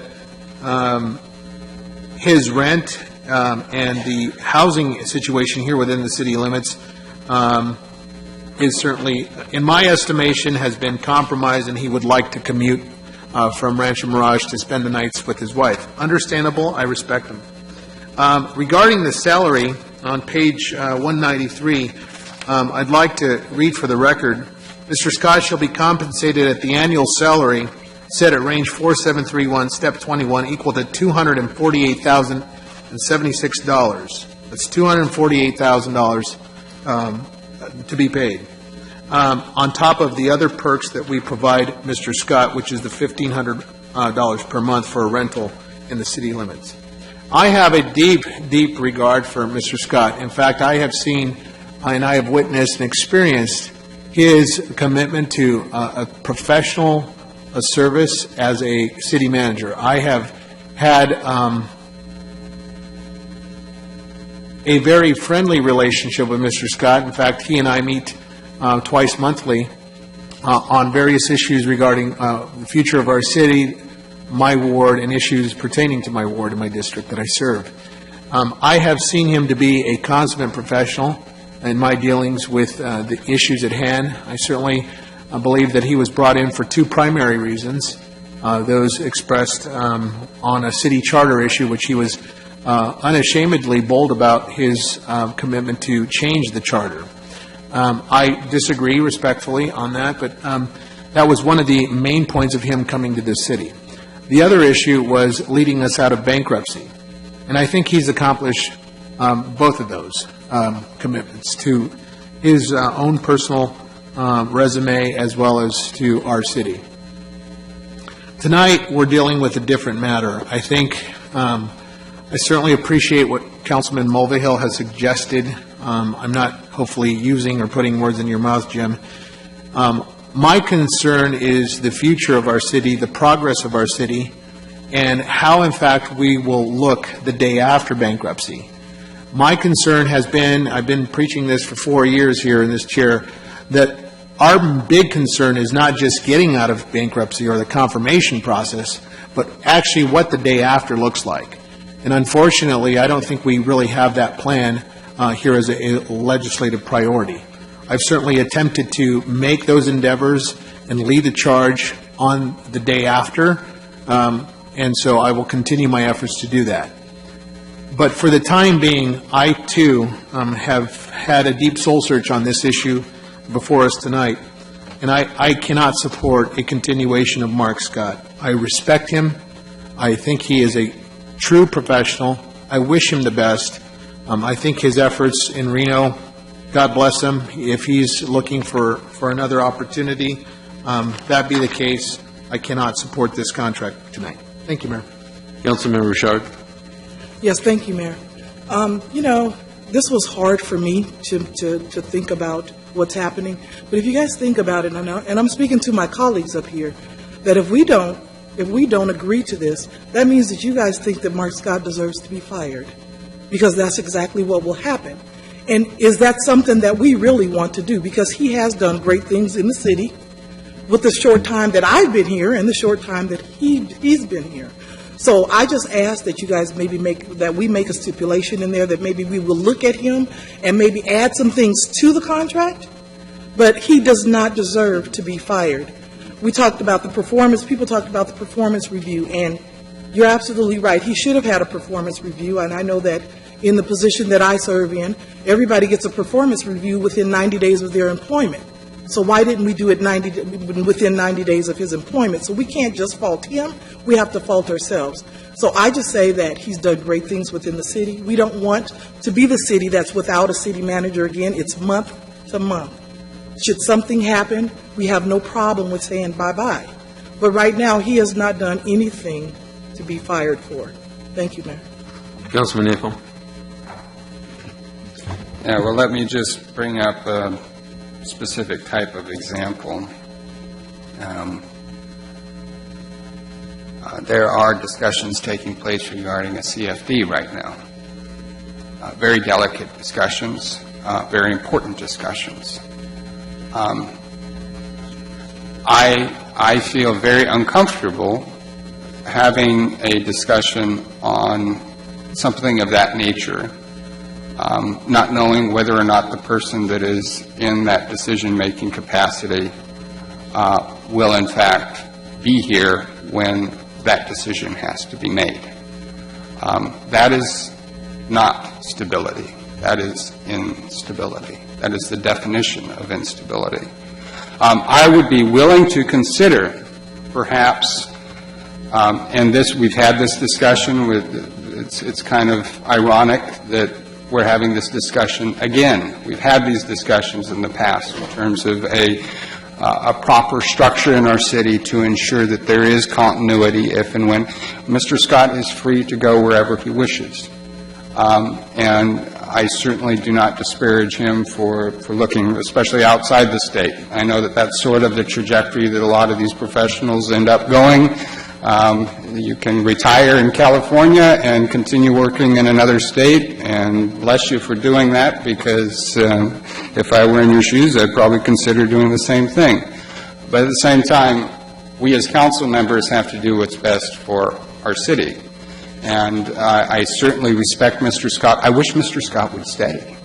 I wish there was something we could do. I'd like to ask him. That's why a performance review is important, because what I want to do is ask him point blank, why are you leaving us? After just a year on the job, after committing to us and saying that you were going to be here for the long haul, why have you suddenly decided to leave?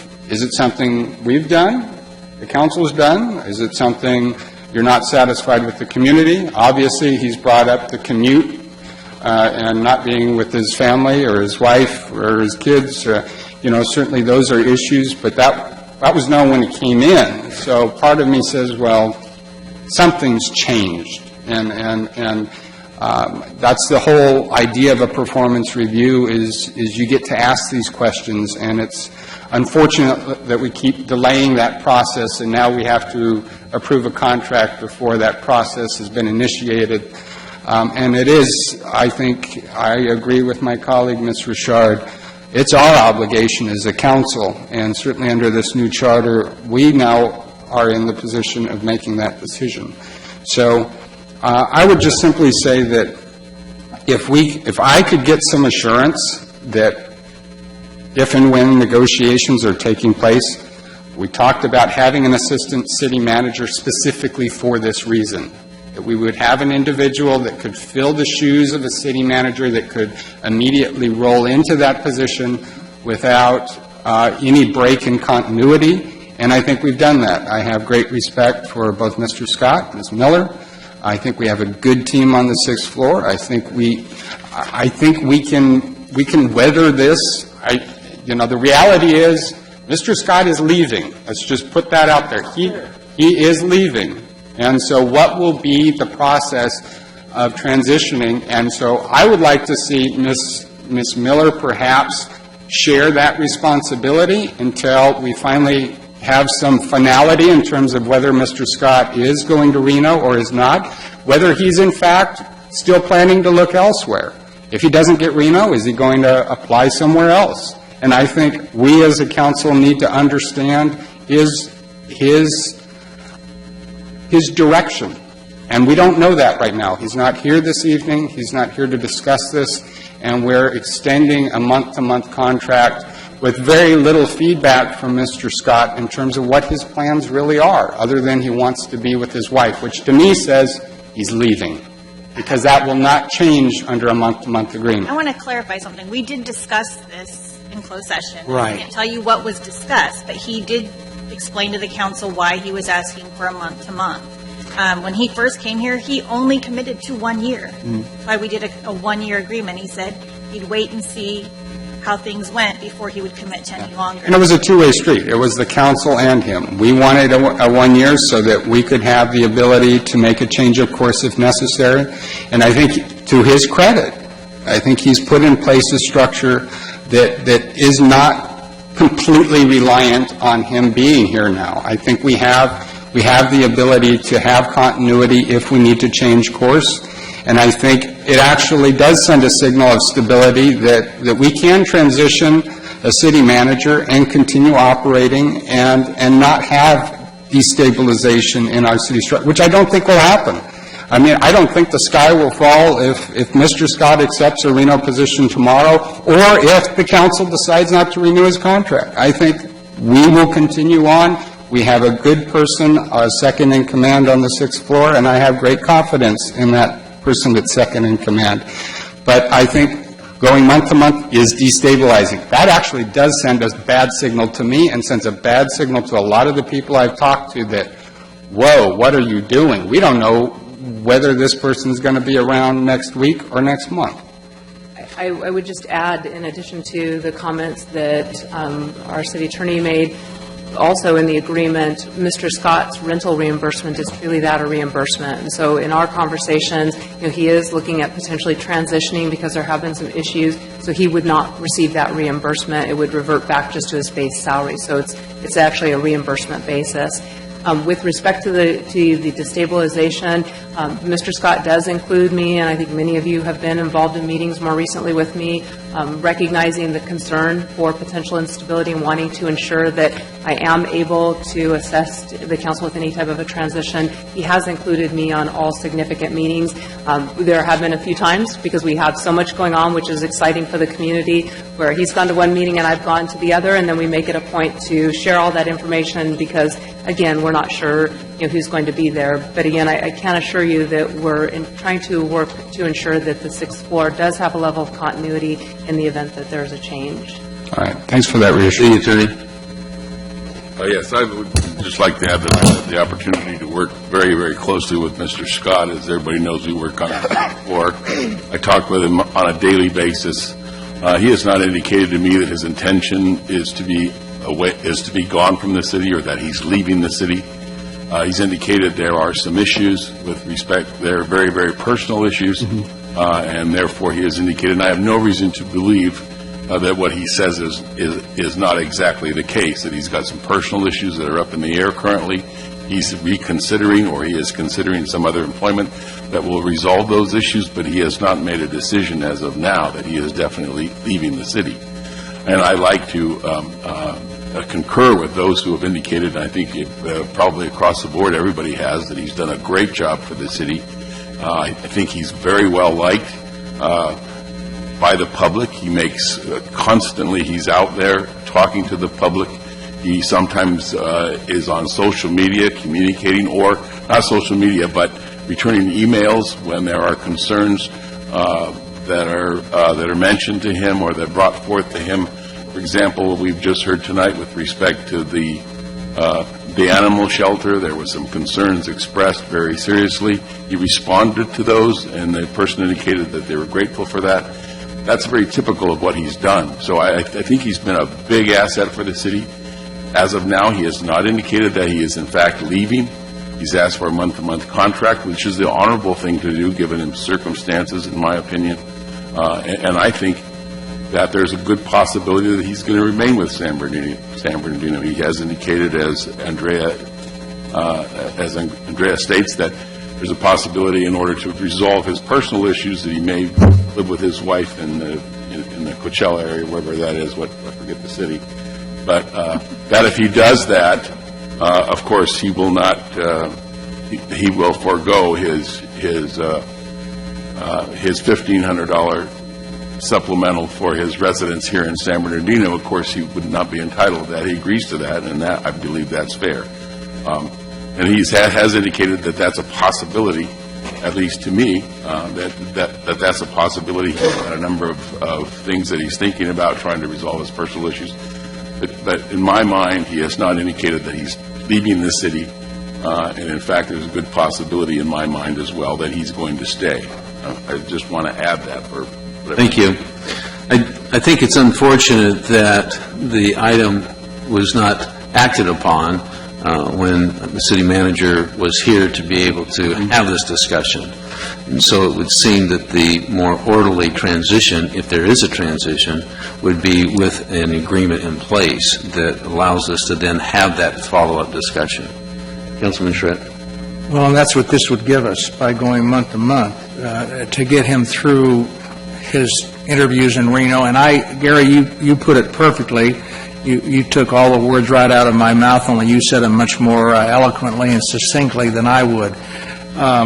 He is not, I believe exactly what you've said, that he said the same thing to me. I don't think Mr. Nichols says he's leaving. I don't get that feel. He's interviewing, and I think if he's successful in Reno, I think he'll take that job. I don't think there's any doubt about that. But I think there are other options that he's looking at, as you said, and that he really is not interested in leaving the city. I truly believe that he was reached out to. Andrea will tell you, any city manager will tell you that city managers get calls every single day from headhunters across the country looking for good talent to move them all over the place. And Mark, I think, came here, Mr. Scott came here with the intention of retiring from here, and I think this Reno opportunity just came along. He wasn't looking for it. He's not looking elsewhere, I don't believe. I think he's taking this one seriously because it's a good opportunity, and as I say, I wish him well if he gets it, and I think Reno will be crazy. I hope they're not listening tonight. They'll be crazy not to hire him. But to not be able to wait, and Mayor, you're right, it's too bad we couldn't have done this. It's too bad we had that little faux pas a couple of weeks ago, and we couldn't have dealt with this. We did talk about this in closed session, so I don't know if I can say that, because you can't talk out of closed session. But we do have I think we have a good understanding of why this is necessary for a very temporary basis. And I think that if he comes back from Reno and says, I didn't get the job, then we sit down and we really hold his feet to the fire, give him the opportunity to say, I'm out of here. If not, then let's talk it over, let's renegotiate, and let's get a commitment from him at that time. But we need this 1 month or 2 month extension, month to month, in order to do that. And I appreciate your comments that he not be fired, because that's what this is, tantamount to firing somebody. And I'm also very concerned about this idea of a performance review. And the 90 days isn't something that we do. We agreed to 1 year. 90 days might be at the county, but 1 year is what we agreed to do. And we were going to do that, but this came up, and so we thought, why have a performance review when he may not be here in 2 months? And that was when he came forward and told us that he was going to be applying for this job. So I think we need to give him the benefit of the doubt tonight, keep him on a month-to-month until we can find out what the results in Nevada are, and then keep our fingers crossed that he fails and that he can continue to succeed here. So, And it is I'd call for the you know, question. I think we've beat this up pretty good, but I'd call for the question, and I hope my colleagues will support the idea of keeping him on for a couple of months at least. Just one quick comment. I have my concerns, and I stated them, but I think it's really important for continuity and stability for us to pass this tonight. I think it's really important. Thank you. Councilman Barrios. Thank you, Mayor. This issue's got a little emotional for all of us up here, it feels like, but we have to maintain our bearing and set our emotions aside. There's a lot of pros and cons in this decision. There's reason to support, there's reason not to support. But the writing's been on the wall for a while, to me, in my opinion, that a transition was going to be coming. Starting with the issues, family, now really a big decision in going to Reno or not, or possibly other places. But he's been giving some indication, especially now having bringing in a assistant city manager. Everything's in place, it seems, for Mark to transition on. And so that makes sense for us. Okay, if that's going to happen, then let's do this. But there's also their concern for having a city manager has a checked out mentality. It's human nature. If somebody's going to go somewhere, they have intentions to move anywhere, their focus may be on other things rather than what they should be focused on. It's human. It's probably happened to all of us. Especially when you're going to graduate high school in the last month, you don't care what's going on. You know you're going to graduate. Similar to that. But there's a lot of questions of Mark Scott, and he's not here to answer them. And this is like the only reason I'm going to be supporting this, but I want to make a substitute motion if possible, because I feel that we are going to come to this juncture to make a transition. But right now, I don't feel we're prepared to eliminate our city manager. But we can prepare. We can make a more wiser decision with his input as far as his intentions and what he's going to do. And he's done a bang-up job. I have nothing but praise for him and what he's done for us. And I want to give him that fair shake. It's that fair, meeting for us to sit down and talk and say, hey, listen, this is where we're at. Either you're in or you're out. And let him let us know. And right now, he's not here to defend himself or speak to the council and let us know where he's at. And also to just eliminate our city manager now and be city manager less. I'm not sure how. Yeah, we can carry on. Yeah, we can move. It's not the end of the world. But how efficient are we going to be? How proficient will we be? What intellectual knowledge does he take away? And these are things we need to all consider. And I think as a group, pending his return, not wait another month. And this is my substitute, and let me know if we can do this or not. Pending his return, we continue this and then decide when he gets back. Second. Move to continue. If I may, we need a ratification for the time that he's already been working without an agreement, and we need to have an agreement in place. Now, if you want to change perhaps the notice requirements for termination or resignation, that's something we can do. So can we extend his contract? Keeping this, we have no way Okay. of keeping him on. So we can amend, I guess you could say, to extend his contract to our next council meeting, because it cannot be discussed at a special meeting, correct? We cannot. So it will be in 2 weeks from now, or whenever our next. You could approve Essentially, as I understand it, because our contract was on February 7th. the next council meeting, if that's your desire. Yes, and that would be my substitute motion to do just that. Second, with it being on March 7th, is that right? The calendar? Yes. 6th? Yeah. All right, yep. I have a question for the city attorney. Under the new charter, in this instance, the mayor has a vote or doesn't have a vote? Under the new charter, in this position with this appointment, the mayor would be voting.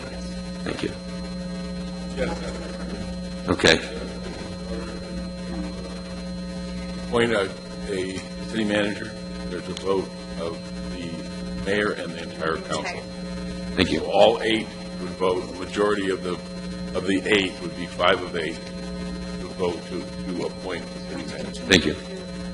Councilman Shred, did you call for the question? And no, I didn't. I wanted a little clarification on where we're going, and I appreciate that, Mr. Barrios. I think that's the right move tonight. I'm thinking we need a little bit more time, because I think there needs to be some offline, no, wait a minute, just hear me out, please. I think there needs to be some offline discussion after the results of Reno come in, when he gets back, to find out where he is. If we can do that in the next, it's basically 2 weeks, right? And I don't know if there'll be a result from Reno in the next 2 weeks. And I'm not clairvoyant, so I have no idea. No one is. But we can put it on for closed session for March 6th. We can discuss it in closed session. And then bring it to open session. And I will put another agreement on March 6th for open session. Okay. And you can make a decision Let's- then on what you want to do. Yeah. All right. Are any further discussion? Not? Okay. For item 4I, the employment agreement with the city manager, the alternate motion was to extend the city manager's contract to March 6th. The motion... To March 7th. To March 7th. Right. The motion was made by Mr. Barrios, the second by Mr. Valdivia, and I'd like to take a voice vote, and this will include the mayor. Ms. Marquez? Mr. Barrios? Mr. Valdivia? Mr. Charette? Yes. Mr. Mayor? Yes. Mr. Nichol? Yes. Ms. Richard? Yes. And Mr. Mulvihill? The item passes 8-0. That concludes our agendized items for the consent calendar. We will now move into our public hearing. This public hearing is now open. Public hearing is to conduct a public hearing to direct the city clerk to administratively remove any properties from the business registration liens list Exhibit A which have been paid prior to the hearing, and adopt a resolution of the mayor and city council of the city of San Bernardino, California, imposing liens for uncollected business registration. Mr. Mayor, members of the council, Talisha Lopez is here this evening. She's our business registration manager. She'll walk through the notice process that's been received, and we would recommend that you open the public hearing. The public hearing is now open. Now, do we have any other speakers? Is there anyone that wishes to speak on this? All right, thank you. Move approval. Can we, okay.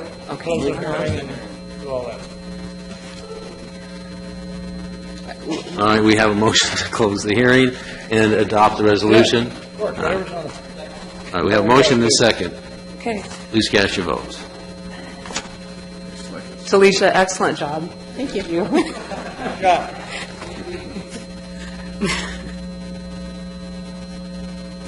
On item 5A, the public hearing on the business registration liens, the motion to approve was made by Mr. Charette, the second by Mr. Mulvihill, and it passed unanimously.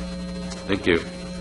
Next is item 7A, review the fiscal year 2016-2017 mid-year budget analysis and adopt a resolution amending the adopted budget by making an adjustment of $450,000 for the expenditures related to administering the properties formerly owned by the Economic Development Agency. Mr. Mason? Thank you, Mayor and City Council members.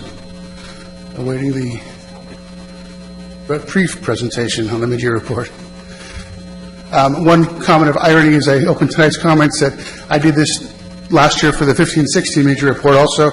I did it on June 20th last year. So we've come a long ways by actually doing this in the proper time frame this year. So, but I have good news this year as well, so I'm looking forward to presenting that to you. By way of background, the City Council adopted the 16-17 budget on June 27th last year. It was a $158 million citywide budget with a general fund of $112 million.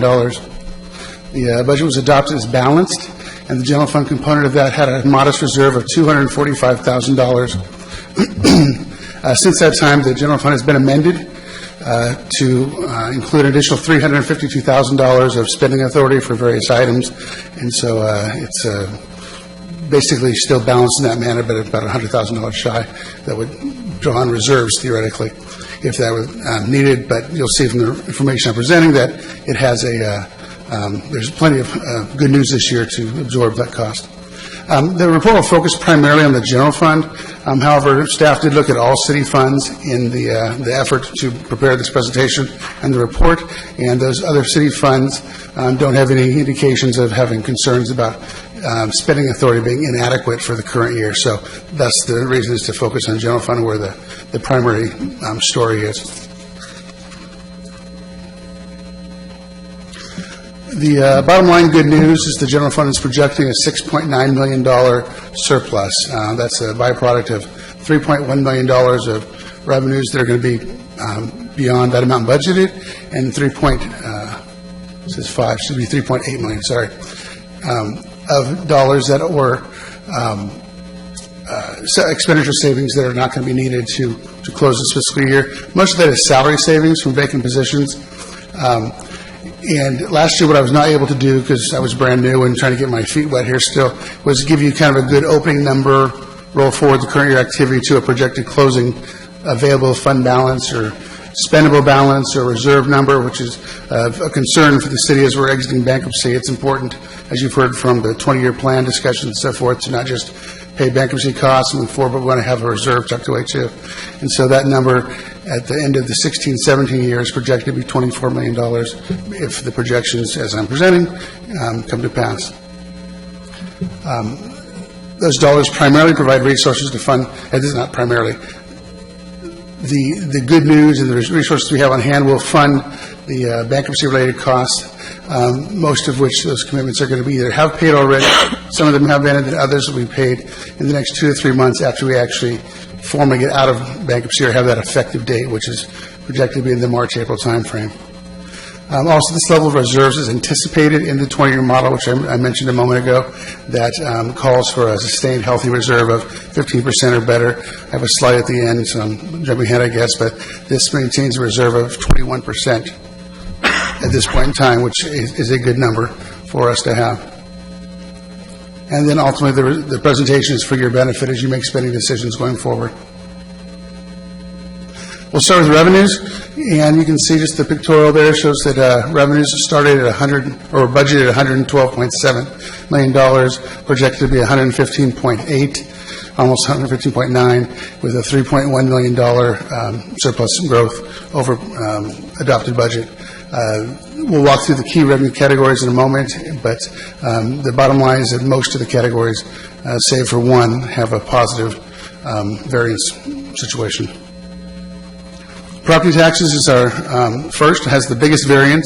A lot of that has to do with the fact that when we were putting the budget together last year, we're coming up on the fire annexation process, the cash flows.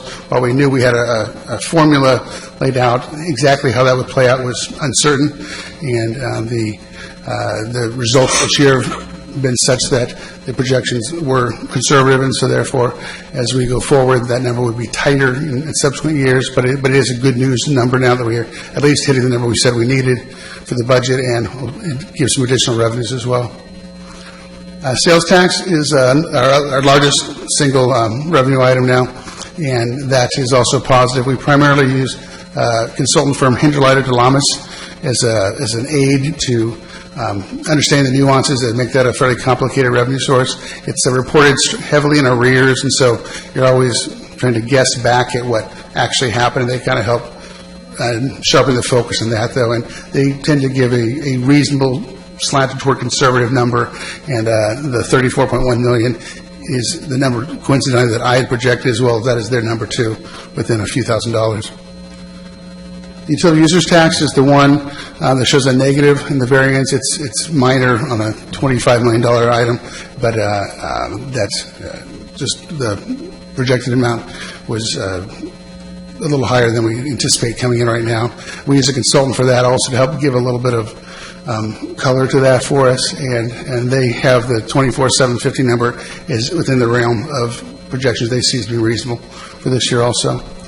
Business license and Measure Z sales tax both show zero variance projected. That's not because they're going to be exactly those numbers at June 30 this year, but there's not enough information in the detail to merit going further or less. We think the numbers are probably, again, slightly conservative, but the timing of the business taxes, for instance, they don't come in 50-50 over the course of the year, so we're under 50% now by having checked with Ms. Lopez, who just presented a moment ago. She believes that $8.1 million number is still a positive number to, the 7.6 number is a appropriate number to have for the year as a total. And again, Measure Z also is tracked by Hindler Delamas, and they have an $8.1 million projection. There's some news that might cost some of those dollars to go back to one of the customers because they've overpaid, and so I thought $8 million was a safe place to be. The last two individual items to point out that are material, neither have material variances at all, but franchise fees is a $8 million revenue item material that's got a big bump this year because of the Burtec franchise fee that's reported there now. That was a $4 million item last year, and now it's double that. And the transient occupancy tax for the hotel tax is also an important item to understand. The budget in the 15-16 year was $2.6 or $7 million, and when I was giving you the report last June, it was substantially higher than that. And so I'm just, what do I do with this? But we did some checking last year, and everything looked appropriate and so forth. And so we put a number that was consistent with what I saw last year in this year's budget, and we are seeing that is continue the course. And so that's good. That means we have healthy hotel occupancy around here, and that's a good thing for lots of reasons, obviously. The last category is just kind of everything else. Fees and charges, licenses and permits, general miscellaneous income is all captured in there. The one big item that probably accounts for much of this surplus positive variance is that for the police department, we had a state mandate cost audit finalization this year that paid back several years for domestic violence record-keeping reporting. So I've worked with the police department and resolved audit challenges there, and those checks came in in January, I think it was. So we reflected that good news that we knew of as well, and then project that to be about $700,000 to the good. So that together is your revenue picture, which will be $3.1 million better than the budget as adopted for my projections. We're going to move on to expenses. Any revenue questions people wanted to ask about? Okay. Councilman Nickel. Property tax revenue projections. What is the effect of the annexation on property tax revenue moving forward? Well, property taxes that are generated are unaffected by that because they just happen, it's where they go then, obviously. And so I'm sure your question is what happens to us. The contract calls for the county to take all property taxes and then 35% of the VLF revenue that we get, which is also property tax driven, and then that's what it is.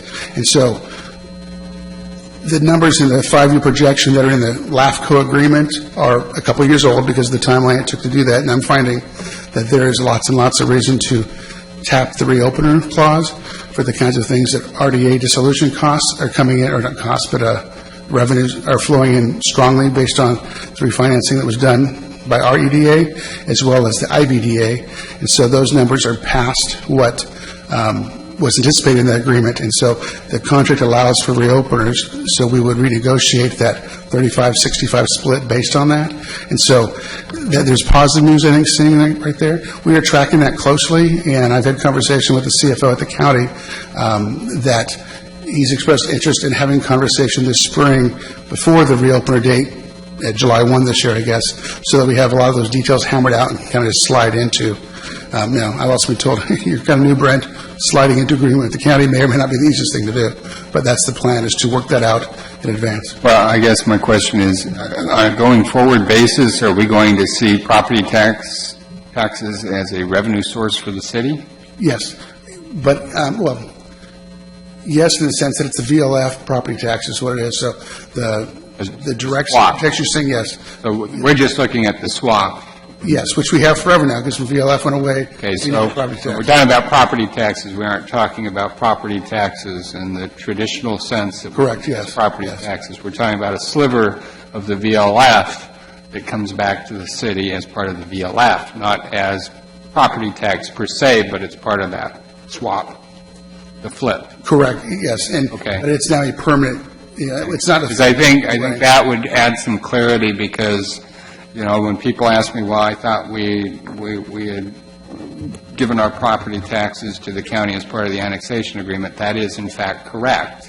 Correct. We've simply retained the VLF swap, which is funded through property tax revenue. Absolutely correct, yes. Right. But it also bears the resemblance of property tax and how it moves up and down. So if property taxes move up 4%, that would move up that way too, as opposed to being a per capita kind of calculation when it was VLF related before. So that's why it gets characterized as it does, but it's a good point. Okay, thank you. Councilman Valdivia. Thank you, Mayor. Brent, I think, to agree with Councilman Nickel, I think we probably should provide a footnote to the public on that property tax aspect. Sure. And explain it either via footnote or some type of reference point so that residents can understand exactly that this is a non-traditional tapping of personal property. This is certainly a sticking point for many in our community who've been assessed a now fire parcel tax of $148 with the cost escalator. And so many of these folks on a fixed income certainly want to know where exactly that money is going. So I'd encourage that there be a footnote or a reference point on this document. Sure. Before I post it online, I can have that modification made then. Thank you. The other point of interest for me is, what is the true actual property tax? I mean, if in fact we had the VLF, can you compare and contrast? Obviously, we have 11.2, as you could suggest here in your original budget, with a projected June balance of 12.9. What was it before this entire annexation process? Well, obviously, it's different year to year as it moves up.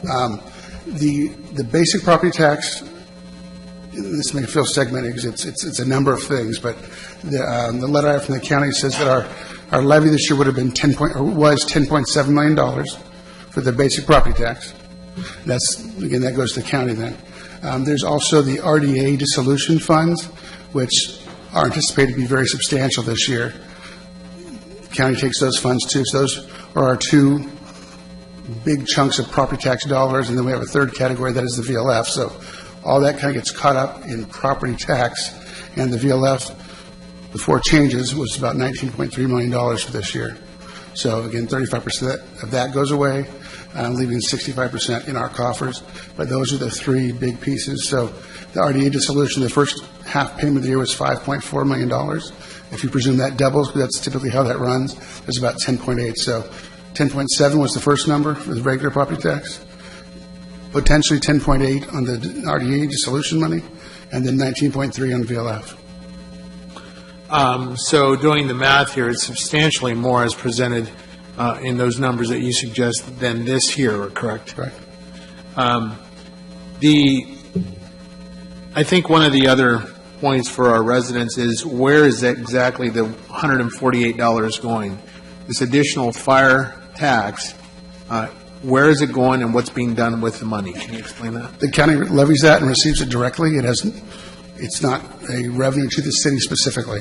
The county fire district receives it and collects it directly. So that's a carve-out unique for the county fire services because of the annexation And process. it served to reduce the amount of revenue we had to give up in order to annex the fire department.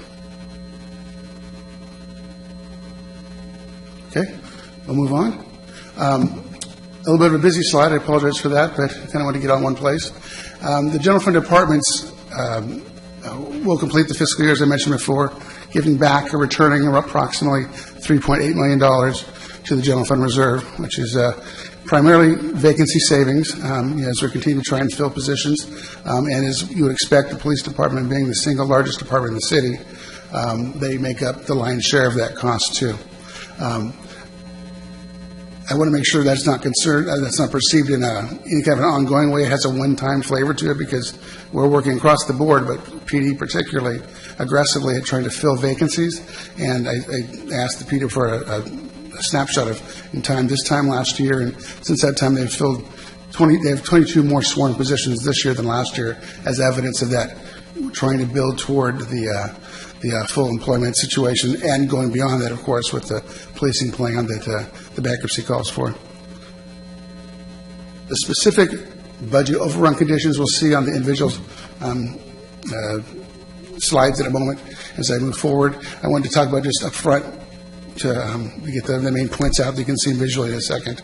The Treasurer's Office, you'll see, shows literally an over-budget condition, which, how can that possibly be? It's not a negative on them at all. They have no vacancies, they've incurred all their costs, incurred all their salary costs appropriately, and manage their operating budget appropriately also.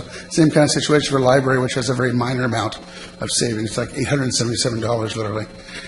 Those two departments, though, because they've got not a lot of vacancies or no vacancies as a treasurer, to absorb what has been kind of a heavy year on the workers' comp cost scenario. As you sit in meetings each week or every other week in closed session and approve workers' comp settlements, as you know, we've had the opportunity to have good results in getting good ratios of, a settlement amount in relation to the total possible liability. And as a result, we've had a level of settlements beyond what was anticipated budgetarily when we put the budget together. So while that may look bad in terms of being an over-budget condition, the reality is we're exchanging a larger liability for a lesser cash amount. Sorry. And so that's a good situation, but unfortunately, as we then allocate those costs out to the various departments, because they're a compensation cost, for a department that has very little cushion in their budget, the hit was such that it caused the treasurer to look over budget, so I don't want to look badly on them for some reason unnecessarily. The fire department had some residual costs. Yes, they were gone as of 7/1 this last year, but the timing of some of the payments, turns out, flowed into the next fiscal year, and that was $406,000 you'll see in a moment. Those are basically done now, and so that's not a growing number, but it does reflect as a budget negative because we didn't have a budget for fire this year. So those costs that could have or should have possibly been reflected in the prior year. I mentioned the library a moment ago with the workers' comp. The bankruptcy admin costs, the attorneys are about 10% over the budget we planned for them. Never great to be over budget at all, but it's favorable in relation to prior years' amounts we've paid, but also the overall general government cost center or department that we have where that's paid from, that has some other savings that allow us not to need a budget adjustment. Last year, it was such that we actually had to amend the budget for that, but so that's a positive as well. But that's the reason that you'll see. That was a situation that occurred in the first 6 months of the year. And then the last item is the former Economic Development Agency was not part of the budget we adopted last June, and so we have, effective July 1, taken over properties that were former EDA properties. We now administer as the general fund of the city, and as a result, we have costs to incur. There are some revenues that offset some of that, but not materially so. And so, even though the overall budget has savings, I'm requesting an appropriation so that we can get that cost center squared away and not have to do overrides on their purchase orders as we go forward. And as we put the 17-18 budget together, we will have the proper accounting for that set up in the budget for adoption. Councilman Nickel.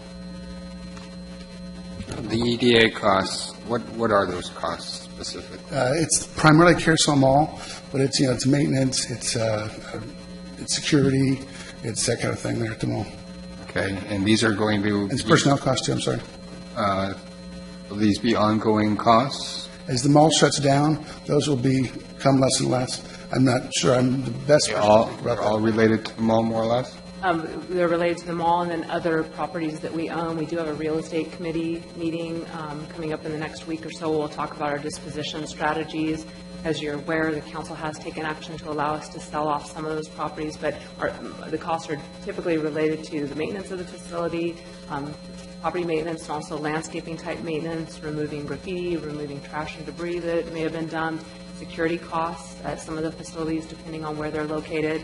The goal ultimately is to dispose of all those assets with the exception of those that, like the Theater Center, Theater Square project, where we're holding those for a redevelopment purpose, but to sell those on the open market, and then that would reduce our overall cost. We are still carrying some employees, so we're looking at transitioning them. They are aware, and we're put on notice at the time that redevelopment was dissolved in California that their jobs would wind down as we worked to implement the state law, which was to ultimately dissolve the agency.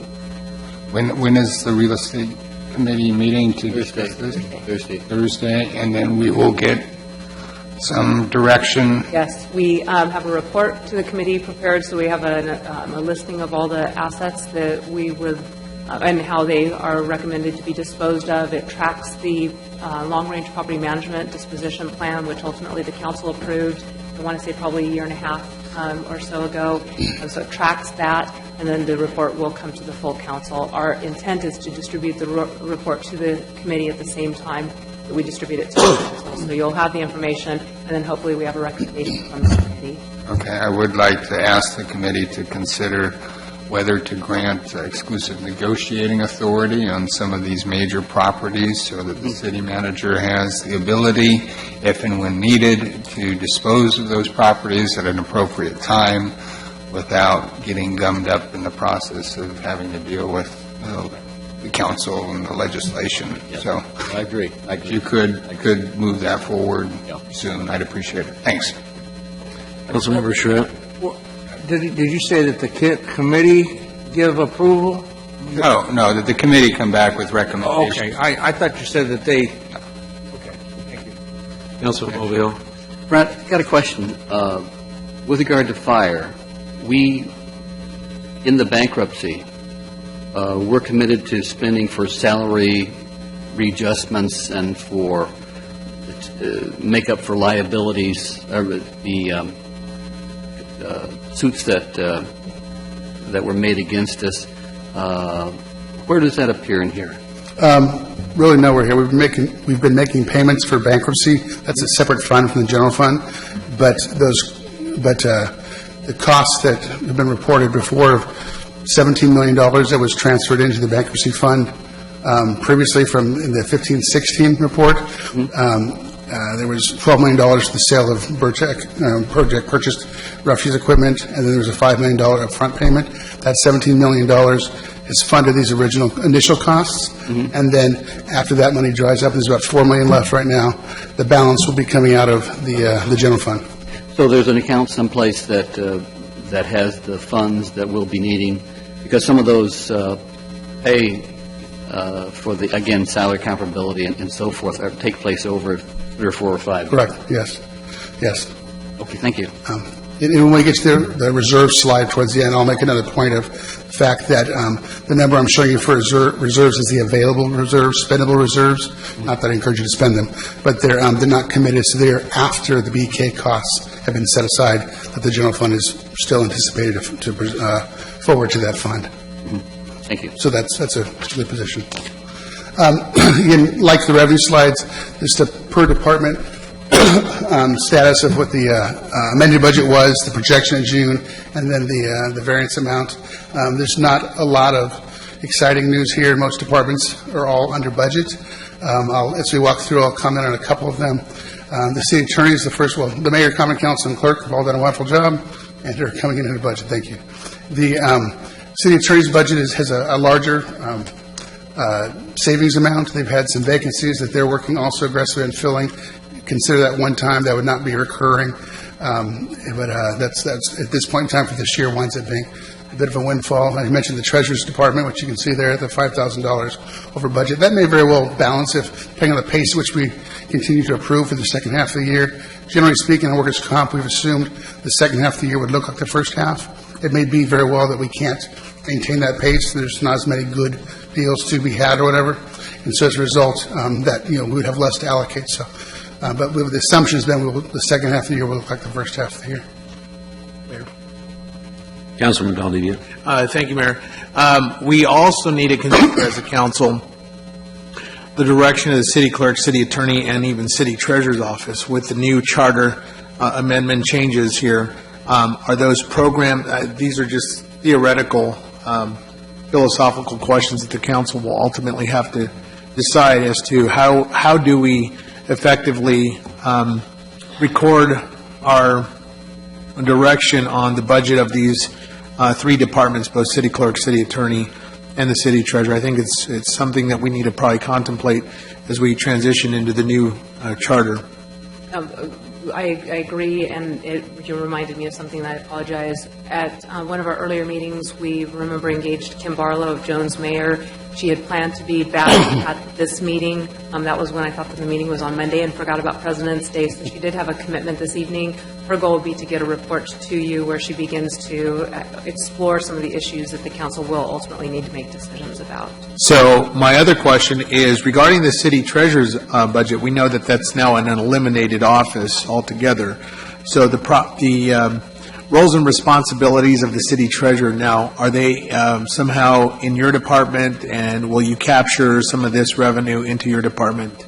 Functionally, that hasn't changed yet, and that would be a in-process item still. Okay. But yes, that is what it says. And as we put together the budget for 17-18, those kinds of things you're contemplating would be part of our proposed budget to you. We would talk about those, and what you'll see also is another slide I have is, unlike last year where we had one council meeting on the budget and it was done, we will have multiple discussions about it this year, and we'll have a time where the departments either present or I present, and they're here to answer questions to you, and all those, more in the weeds types of things. There's a good opportunity to have those public conversations then. Thank you. Councilmember Nichol. Yeah, on the costs of the city attorney as well, do those costs include all the costs of outside counsel that are retained for various purposes? It includes all outside counsel other than bankruptcy counsel.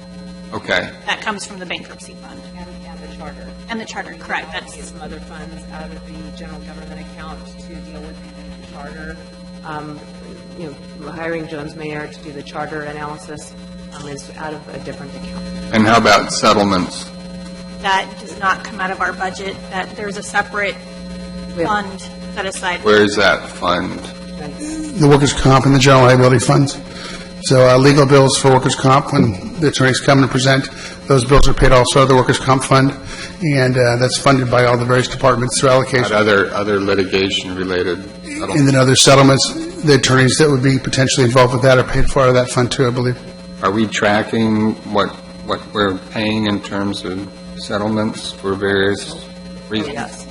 And where does that show up on this now? It's in a separate fund. Yeah. Doesn't really here because it's general fund focused, but the comment on the early slide was that the other city funds that make up the difference between that 112 million, the 158, those funds have been looked at. Largely they're capital funds, but for workers' comp, internal service, IT, and general liability, those three funds are operational in nature also, and they are on budget as well.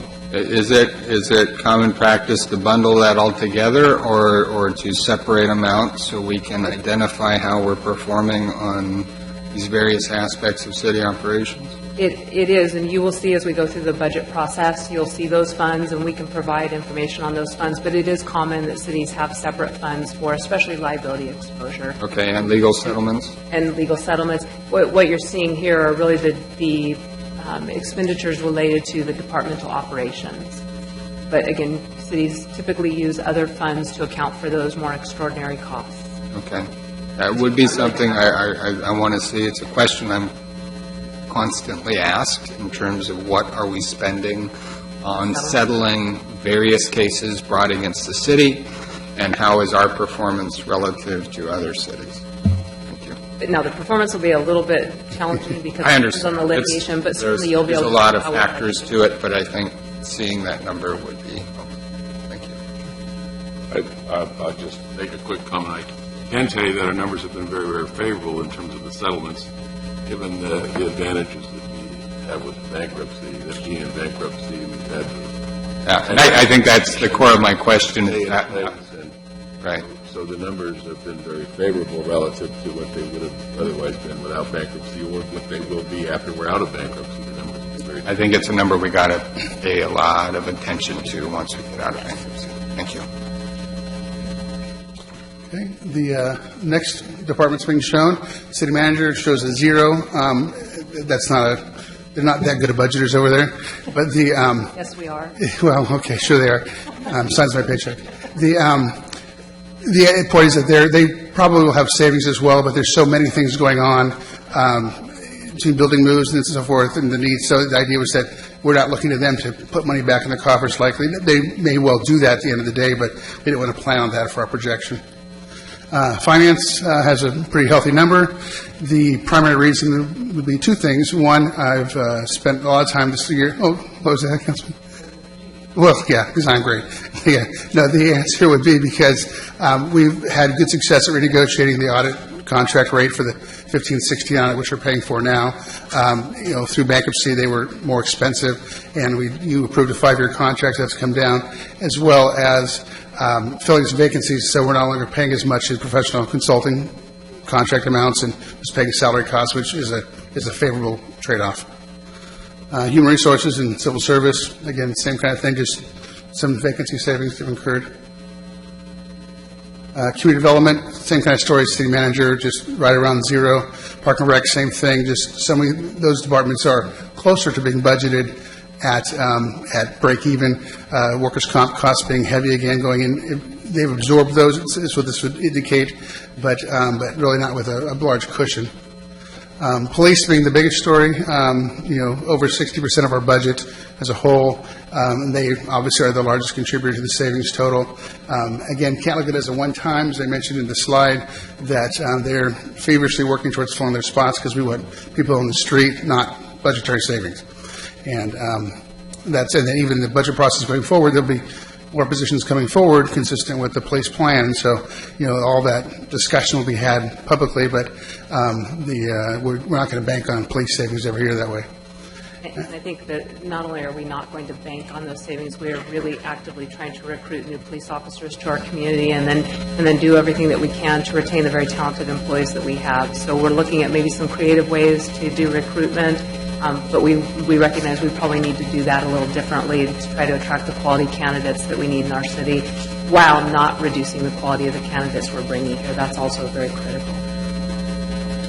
And then Public Works, nothing particularly of interest to report there, just going to generate a few dollars savings as well. Here's the fire numbers I mentioned before that shows the $406,000 residual costs that we incurred in this fiscal year, even though the service was done effective June 30. Library, I mentioned them earlier, along with Treasurer's Office, $877. Once again, a magnificent budgeting job by the library director. But they have absorbed a lot of workers' comp costs too. They just don't have savings to carry. Otherwise, they would have a larger savings return. We go to former EDA. That's the appropriation we're asking for tonight. $450 is an estimate of the amount of funds that we'll need to manage those properties this year. A lot of those have been incurred already, and we're overriding it. So we really need to put a budget appropriation in place to allow us to not have to exercise override authority to make those payments. General government is a large cost center. That's where the BK costs are primarily, administration costs for BK are primarily incurred. So that number will look very different in 17-18, which is a good thing. Frees up resources for other things. But also our debt services budgeted there. We had a savings this year, I mentioned earlier, to offset the override or the overrun on the attorney costs because the pension bonds debt service, the negotiated structured settlement didn't start this year. It was budgeted to start and has not started yet. It starts next year. So that allowed us some cushion to absorb that other cost. But as a result, they are returning funds to the kitty at June 30 projected. So, I'm sorry. Councilman Mulvihill? Brent, got a question under police.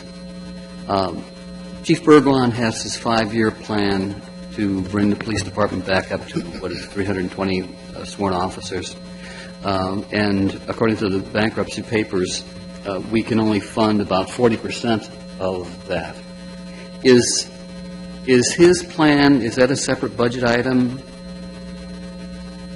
within the police department? I mean, presumably we can only expend 40% of what he's requesting. Hope I've read that properly in the bankruptcy papers.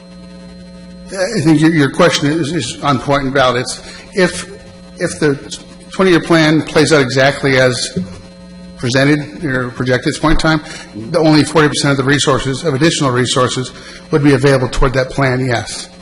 But as we reset year after year, and maybe have good news on the revenue side of the fence, or maybe budgetary savings elsewhere, that plan will be reworked, and so council, through staff, will set priorities year to year. So if there's only revenue to do 40% of the plan overall, it's not just bodies, it's other things too. There's dollars for capital, for vehicles, so exploring other funding sources to do that kind of thing and allow us to repurpose those dollars towards positions, those kinds of in-the-weeds decisions that need to occur at the point in time when you're actually there, will dictate what percentage of the police plan really is able to be funded ultimately. And part of that plan kind of assumed that a lot of the grant funding opportunities might not necessarily be available.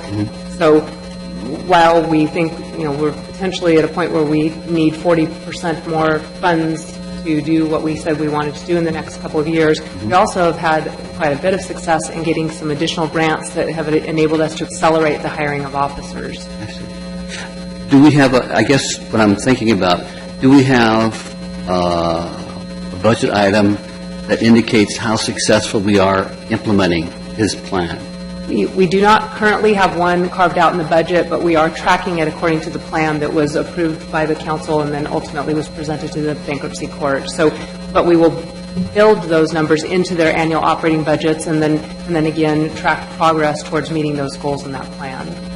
Okay. I think you'd see that probably as we have supplemental budget items in the next year's budget. Here's the baseline budget, but we're adding $3 million for the police budget set and making numbers up. But say that was the number, and the justification in the conversation we have about the police budget would be that that's to fund that portion of the plan that year, and it does X, it's 50% of the plan available, or 60 or 20, whatever. That kind of conversation would be had at that time.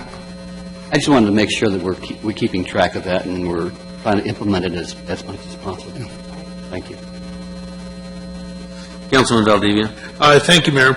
I want to ensure that we also, I think, spending money appropriately and within our means is a critical guardrail for the city, as previous practices have shown that we have been certainly irresponsible in that regard.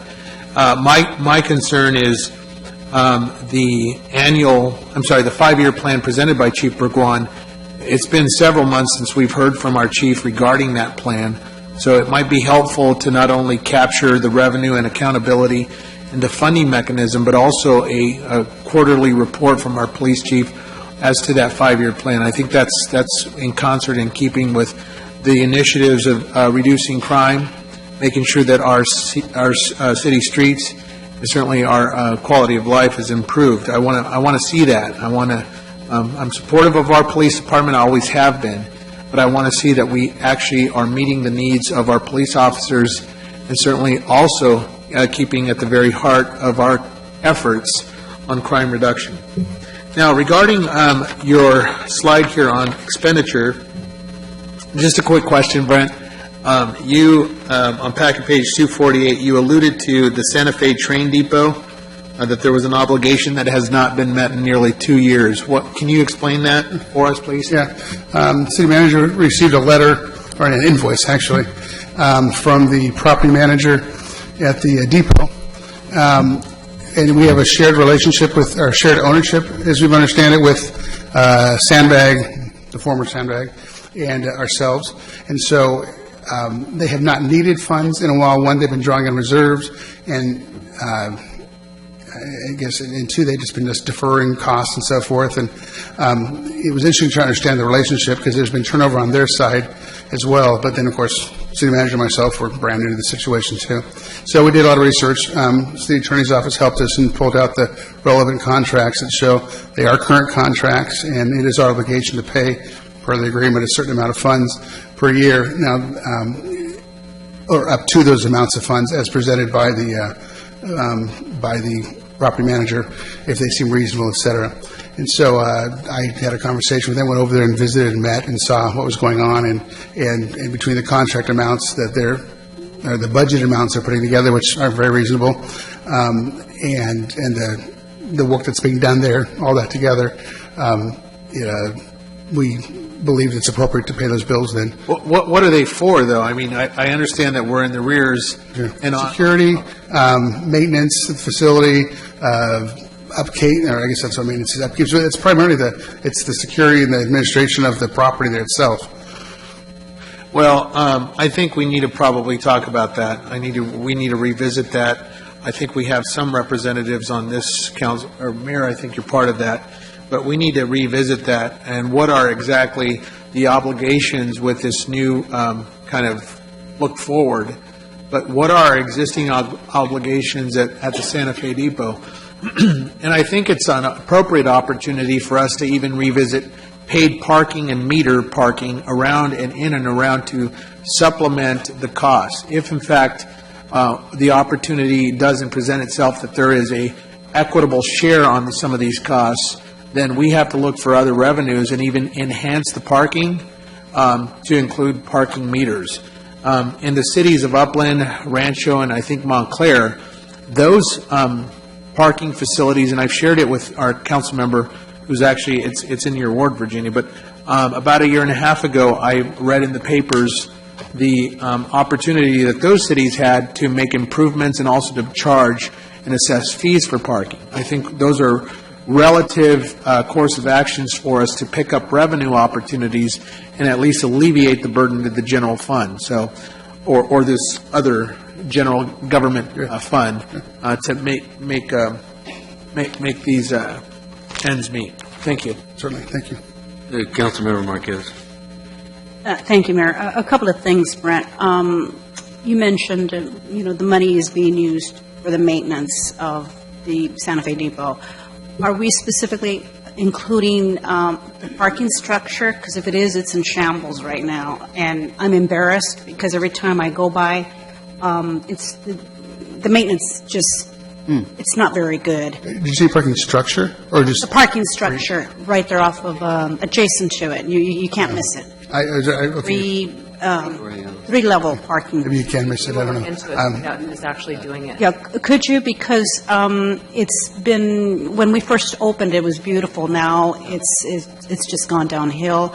Also, I believe that I checked with the city attorney's office like a year and a half ago regarding the possibility of paid parking, but I vaguely remember that that was funded through, I believe, federal funding, and so we cannot charge people to park there. We will analyze that. Okay, and bring something. excellent. And then you can let us know. Because that's a corridor that people often use quite a bit, and so it is a little bit embarrassing to go by it, and it's just a mess. Thank you.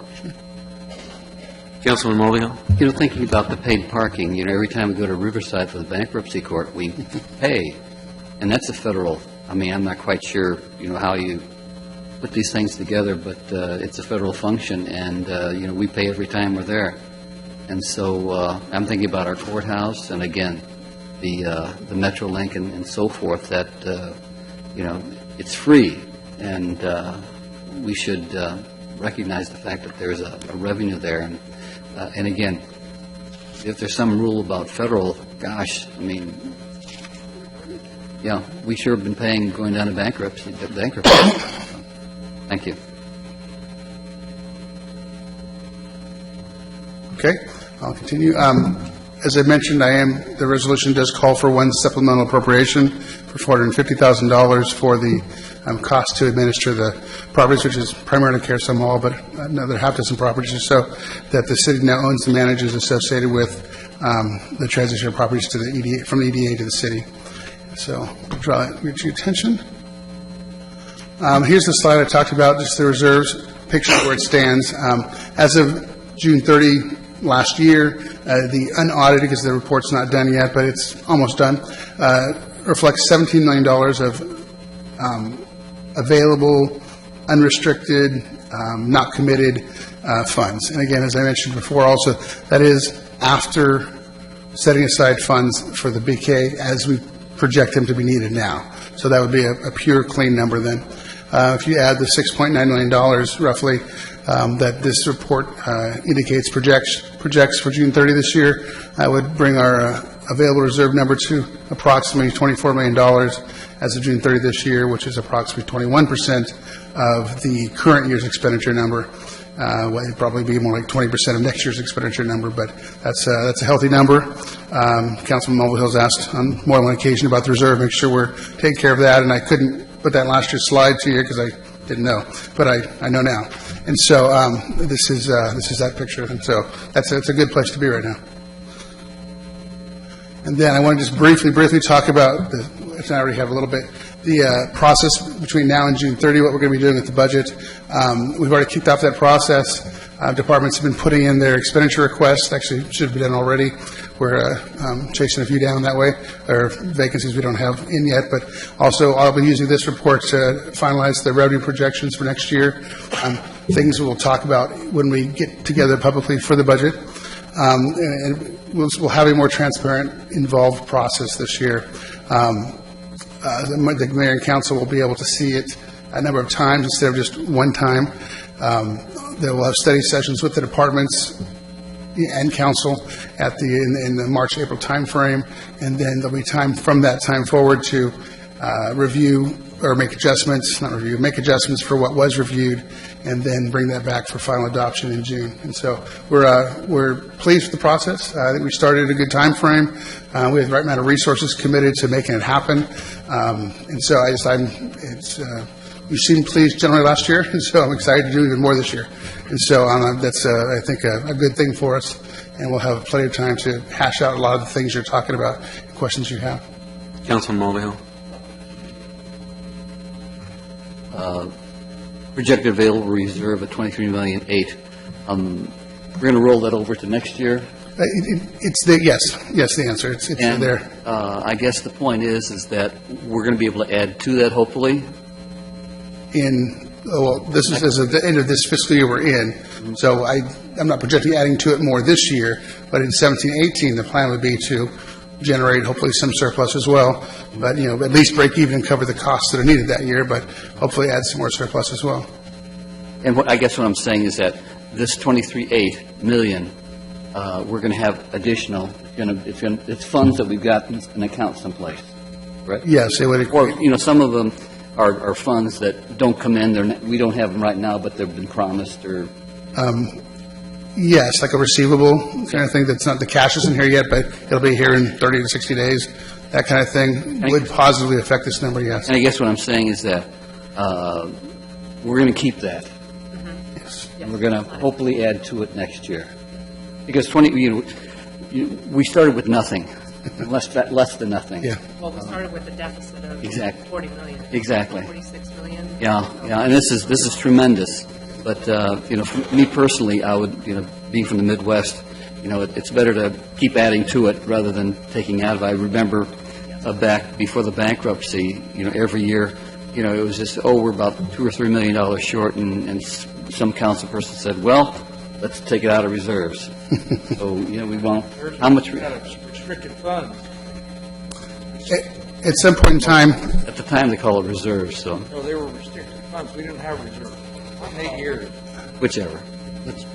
At a point in time, probably the next year, this screams for it as well, but to put in place a reserve policy that kind of guides the council, you adopt it, but it guides yourselves in terms of how you want to manage the reserves. Is a 15% a threshold you don't want to dip below? Is 20% a number? And so as you put thought to that, and we would guide that discussion with you, you adopt something that kind of you restrict yourself to some degree from doing the kinds of things that you're concerned about. For say, it takes a supermajority or something like that to be able to do this or that if you want to draw reserves past a certain point, and it triggers a strategy also to replace it for 3 years or something like that. So you're using a lot of intentionality as to how you manage these funds, and so that'd be not yet ready for prime time, but that's something that once we stabilize and get more time, we'd be working on as well then. And Mr. Mayor, that's a really important point that Brent and his staff have done a remarkable job. They really have. We, as you are aware, have been in a tough financial position for a number of years. The talent that we have in finance right now is really remarkable. We are going to be bringing a series of policies to the council for your consideration that guide our financial programs so we have guidelines, that you have guidelines for yourselves, and also we have guidelines, and one of those, a very critical one, is a reserve policy so that we always have that on the books. And And again, so we'll begin to expose you to those kinds of policies and practices, guidelines, again, for the staff and also for yourselves. Thank you. Okay, that's fine. And last slide, some of the recommendation to ask you to approve the resolution that accepts the support and approves the appropriation for $450,000. Move to approve. Councilman Valdivia. The $450,000 budget amendment, the slide previous on the reserve, does this reflect that? The projection presumes the 450 is made, yes. Okay, so we still have the 20. You're not dipping into reserves any further for this. Okay. Excellent question. All right. We didn't just take it down. Well, we're just checking you already, you know, we gotta. There's no policy here. Good question. All right, well, thank you. We have a motion, we have a second, please vote.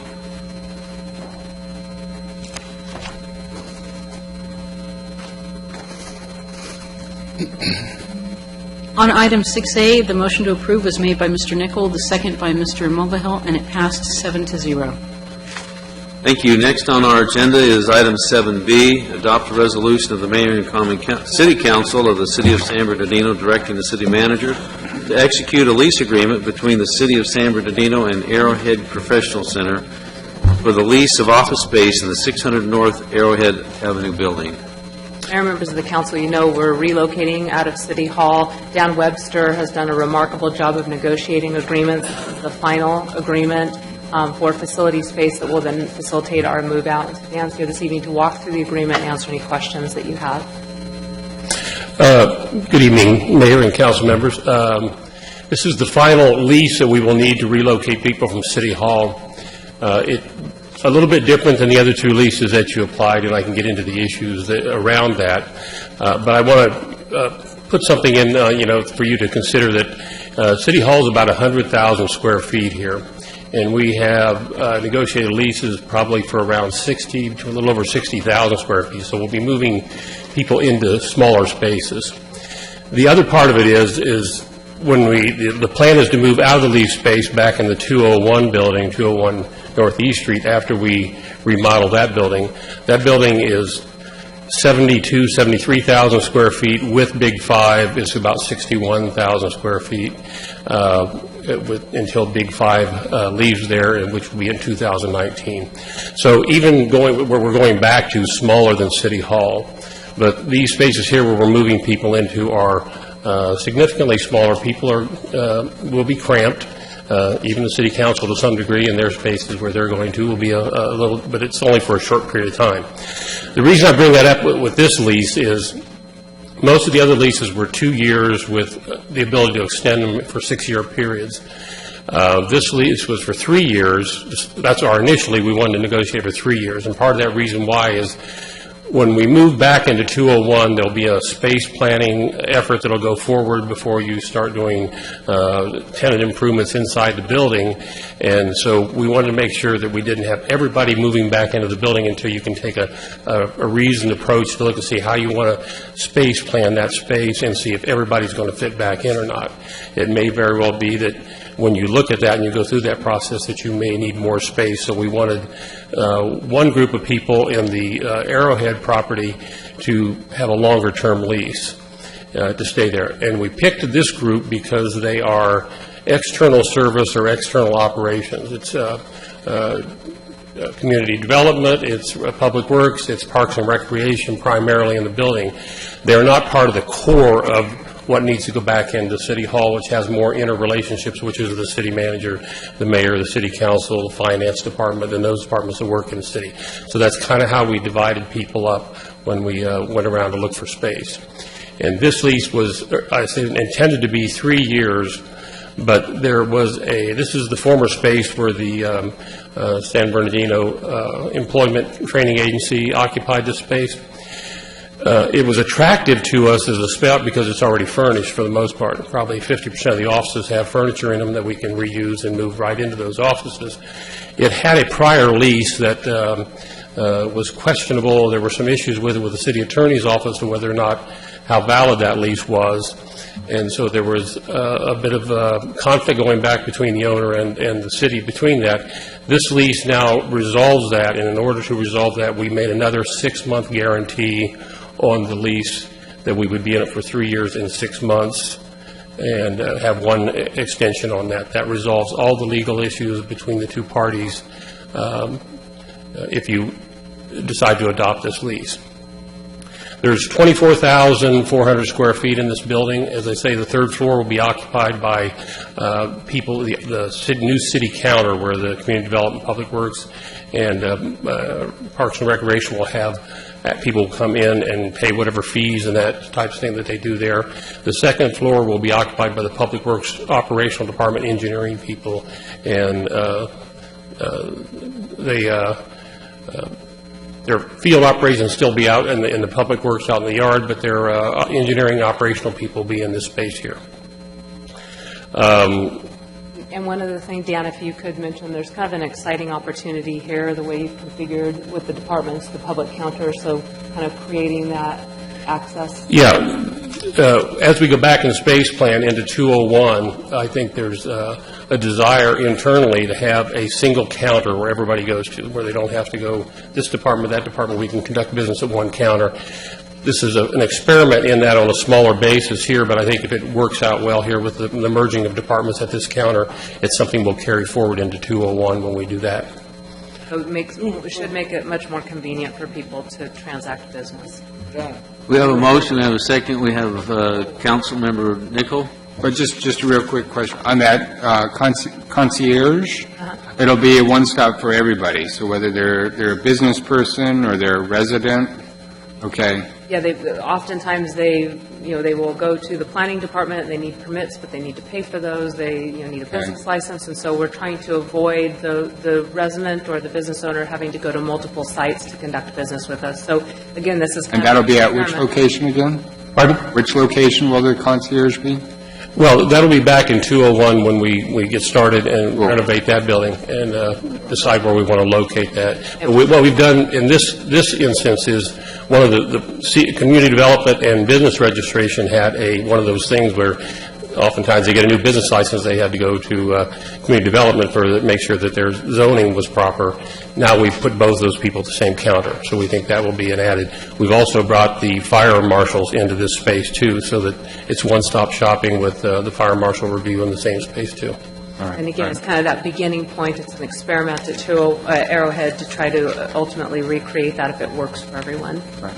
Okay, thank you. Councilman Barrios. Just real quick question. In the Vanier Tower where we're going to be at the council members and mayor, are we going to have a conference room there for small gatherings with constituencies or meetings that we have, like we have the Strata room here and the Nick room? Yeah, there's on the 8th floor, and if anyone wants to take a tour there, I can arrange for that to take a tour of the spaces. There's 2 conference rooms on the 8th floor. One of them's a modest-sized one. It's probably pretty close to the size of the one on the 6th floor now that the mayor uses, the large one there. There's one that's actually larger than that. So there's 2 large conference rooms on that floor. And what floor are we located on? Pardon? What floor are we located on? We're on the 8th floor. Okay, so it's on the same floor. Thank you. No further discussions, please vote.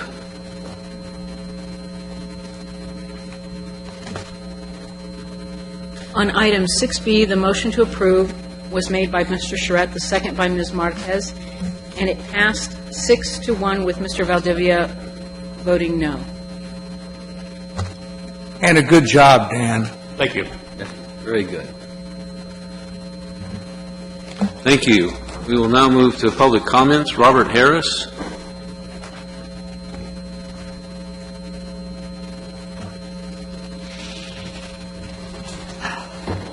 Are you accepting speaker slips at this point? Yes.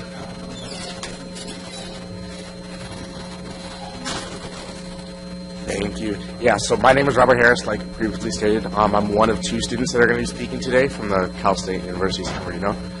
We're pretty much just talking about, we had a project for our social work classes. We are social work students, and we have an advocacy project. So pretty much, without getting into the details of it too much, we were told to go into our community, find a source of need, advocate for that community group, and try to make a social change. So in doing so, we decided that our area was going to be in the backyard of our university. Down Little Mountain is the road is down. It's called Blair Park. Pretty much what we did there is we went around the communities to get petitions signed to help renovate the park. We wanted to bring that to your guys' attention because while we were at the park, we noticed some things that were lacking. There was no bathroom stalls for the women's bathrooms. We saw open wiring, hazardous walkways. We had many complaints about the trash that was in the community. We had empty alcohol bottles. At all times of day, there's been complaints about donuts being done in the area. And while we know we can't fix a lot of these things by ourselves, we want to make sure we got the awareness to the City Council. The other thing we wanted to look at is the park benches and the sanitary conditions is something that we found a big issue with. So while we understand that this might not be something that was brought to your attention prior to this, and we're not necessarily blaming anybody, we just found a need and wanted to make sure that we brought that to your guys' attention. Our biggest thing would be involving the community, because we know that's something that you guys have struggled with doing, we've struggled with doing, to kind of get everybody involved and aware of what's going on. So like I said, we did take those petitions out. For the most part, we had a positive response. We had a lot of people that were backing the idea that they wanted this park renovated, but didn't really know that there is an avenue in which to do so. So seeing that that's something that we're doing with our education, being social workers, and doing the advocacy process, we noticed that while we went out and talked with our community, we could bring this to you and kind of have that idea for you guys to work with. And that's all I have for it. Thank you. Well, thank you very much. Appreciate your comments. Jeanette Payne. Thank you. Good evening, council members. I want to specifically thank all you guys for hearing us today, and specifically Councilman Nickel, Monica Lagos, and Jim Tickmeyer of the Parks and Recreation Director, because they have been a tremendous help for us in trying to find contacts and how to go about this process of bringing awareness to the park. What we found is a community in need. To explain why Blair Park needs our attention, I'd like to refer to the broken windows theory.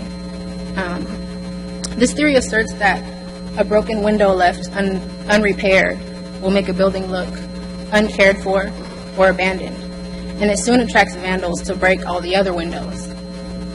According to this theory, signs of neighborhood decay lead residents to withdraw from the public life of the neighborhood. As it stands now, Blair Park is it's a place where families gather together with their kids. There's a lot of sports, recreational activities that go on. There's people that go there to exercise at the Little Mountain. So there's a lot of community presence there. So I think it's very important that we take efforts to address the issues with the exposed wires and with the hazardous walkways, because these are places that are frequented. And we've done our due diligence in submitting the proper work requests through Parks and Recreation and through Public Works. But the problem with that is that it can take up to 24 months to address those concerns. That's why we're coming together to take it a step further. And there's a program called the Fight Blight, as well as the Park Revitalization Project. So we're hoping that as it stands now, we have the backing of the community, we have the backing of the Blair Park Association, and like he said, we've surveyed the community and members and residents that attend this park. So we have the backing of them, and we're urging the council board to consider Blair Park for the upcoming quarter for the Blair Park project and for the park revitalization project. And that, it's like I said, it's a place where people frequent daily. They go there for leisure, and we don't want to lose this to vandals and to criminals. We want to have our community feel like they own this park and that it's theirs, and we need attention to it to keep it as it stands now as a place for leisure and family gatherings. And we thank you for your time. Mayor? Thank you. Mayor? I have a question to ask. What program are you with at Cal State? We're in the social work program. Social work. Okay, thank you. Thank you. I have another question for you. We got two questions, actually. First off, do you guys live in our community? Several of our, Second question, as far as the community, the surveys you took, how many people did you individually ask or survey? have a, Rough estimate? we have 50, well, under 60 that signed the petition. The surveys, that was around 100 that we surveyed. But the people that actually signed the petition, we have just under 50. And there were people in the Sorry, park, people in and around the park? Correct. Just the immediate surrounding area, I'm sorry, not the whole, but just immediate. Okay, thank you. Thank you. I have a speaker slip that says Cal State San Bernardino. There's no name associated with it. What's your name? Jamie? State your full name at the microphone, please. Sorry. My name is Jamie. I'm with Cal State San Bernardino University School of Social Work. Last name. My last name is Campos. What was it? I didn't hear that. Last name is Campos? Campos, thank you. Yes. Sorry, I should have done it with an accent. Can I start? Thank you. Go ahead. Okay. Good evening, everybody. My fellow social work students and I from Cal State San Bernardino University have been engaged in the San Bernardino community the last 2 months. We have conducted a survey on food, health, and basic human needs, awareness, availability, and sustainability in the community.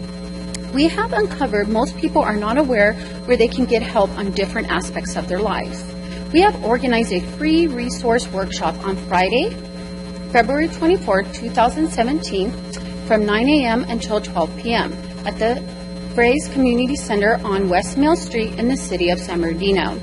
We will provide a free community resource booklet and explain all the local resources that the community has access to, like food banks, shelters, mental health, WIC, CalFresh, free medical services, and other resources.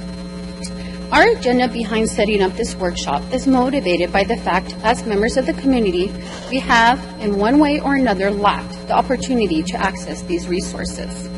Yet they are within our reach.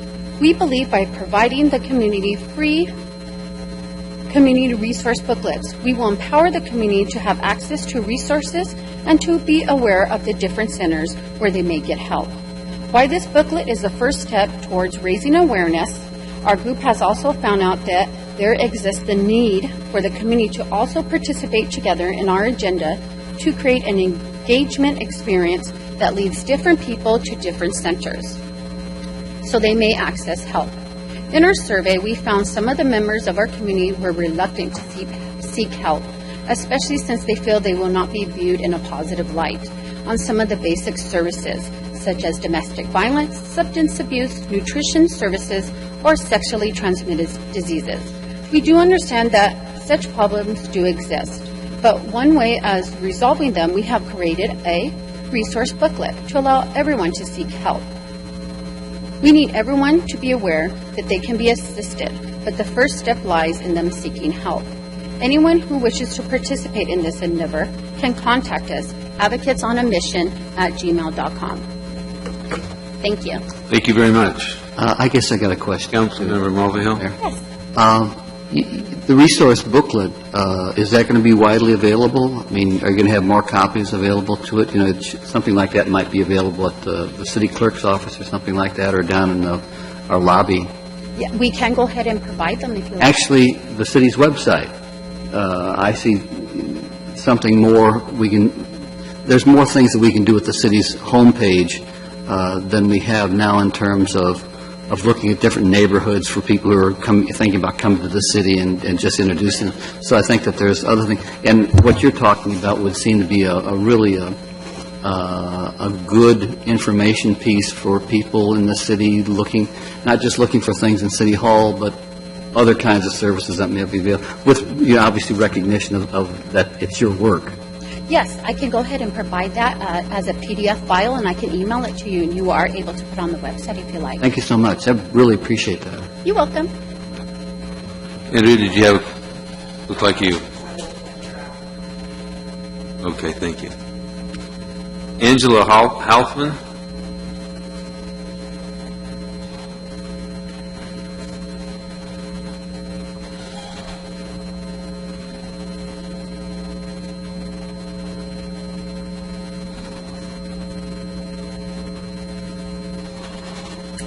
Good evening. My name is Angela Hoffman, and I'm a San Bernardino resident, 9th and 11th grade English teacher at Rialto High School, and president and founder of San Bernardino-based rescue cause for SB Paws. First, I wanted to thank the council for tonight's frank and honest discussion regarding the shelter conditions, bedding expenditures, accountability, and the underlying issues that keep the city, the shelter employees, and the rescue community constantly fighting our uphill battle of too many unwanted animals in San Bernardino. In the midst of the council working to exit bankruptcy, it really makes us hopeful to hear this. I spoke at the last meeting about our rescue's recent distemper cases from SBC, and we were very hopeful that that outbreak has been contained. And our 5th distemper dog, she's our only survivor, Faith, she's still holding on. Since then, the rescue community has really come together to plan some free vaccination clinics. We also hope to partner with Arrowhead Elks Lodge to host a free vaccination clinic. Oscar Perez of SBC has also agreed to meet with us and plan. And then APC Advanced Pet Care, they're also sending out free vaccine vouchers, so we're making progress. But tonight I would like to point out an event that is being held on March 4th at the National Orange Show. It's calling itself a Bully Breed Show. And as we look at the root of our issues here in San Bernardino, which essentially is the illegal breeding and selling of unvaccinated and unaltered dogs, mainly pit bulls and Chihuahua mixes, while it is illegal and can result and is considered a misdemeanor, illegal breeding is not currently regulated or punished, and spay-neuter requirements can really only be enforced at this point when unaltered animals wind up at SBC and an owner comes to claim them. With that said, the last thing the city needs really is to host this next Realm Bully Expo. If you look at their website, if you look them up, they encourage not only breeding, but also unethical breeding. So micro bullies, exotic bullies, are kind of a new trend. They are basically a mix of mutated pit bulls, staffies, bulldogs, etc. So they're usually inbred and overbred to literally resemble toads, and they're even referred to as a toad line. They are very disfigured, and they suffer bone and joint problems, breathing issues, overheating, and other disfigurements. These dogs are bred this way so that breeders can profit heftily. They sell them for $1,000 to $15,000, and with all the adoptable and healthy dogs that are euthanized just down the street at San Bernardino City Shelter and could have been adopted for less than $200, we just really hope that we can send a message to all breeders in San Bernardino and surrounding areas that we don't condone this, we don't endorse it. So we would like help on canceling this event, and if we can't cancel it, we would like to see that maybe it be required that every animal that shows up there must be spayed or neutered. And I also wanted to clarify on my handout, the bottom left image is not from the expo. It was from an animal advocacy website that researched the bully breed market, and I included that just to show how breeders profit. Thank you. Thank you. Scott Olson?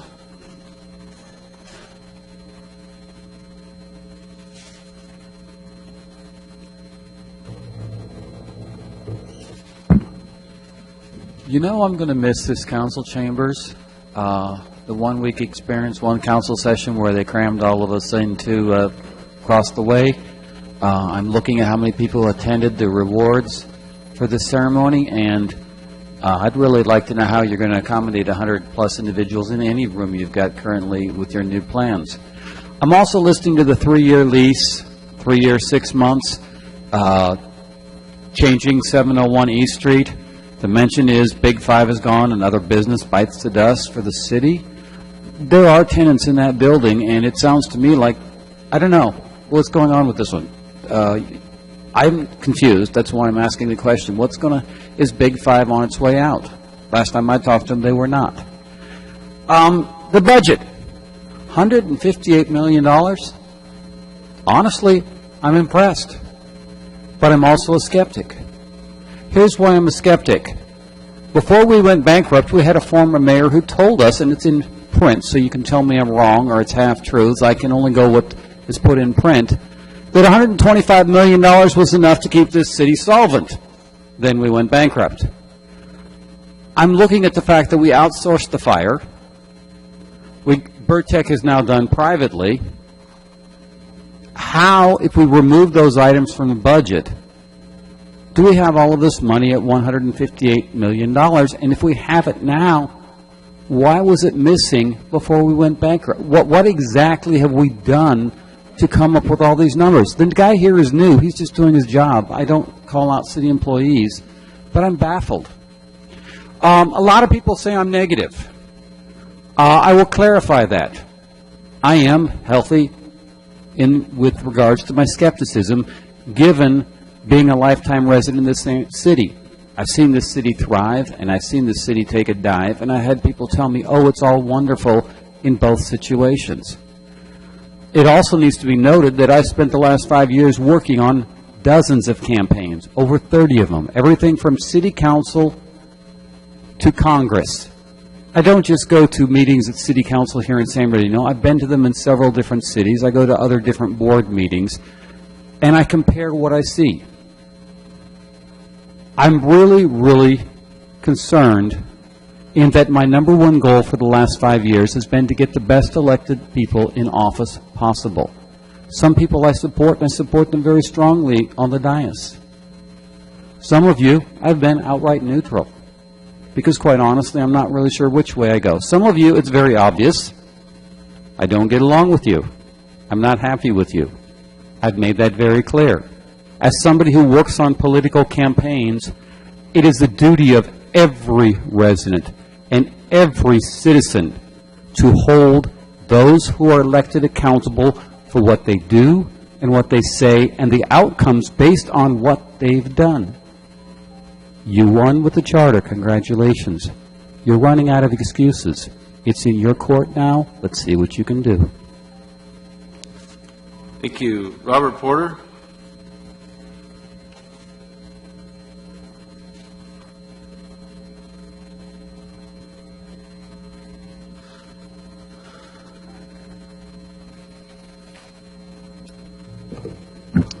Assistant City Manager, Council, Mayor, good people.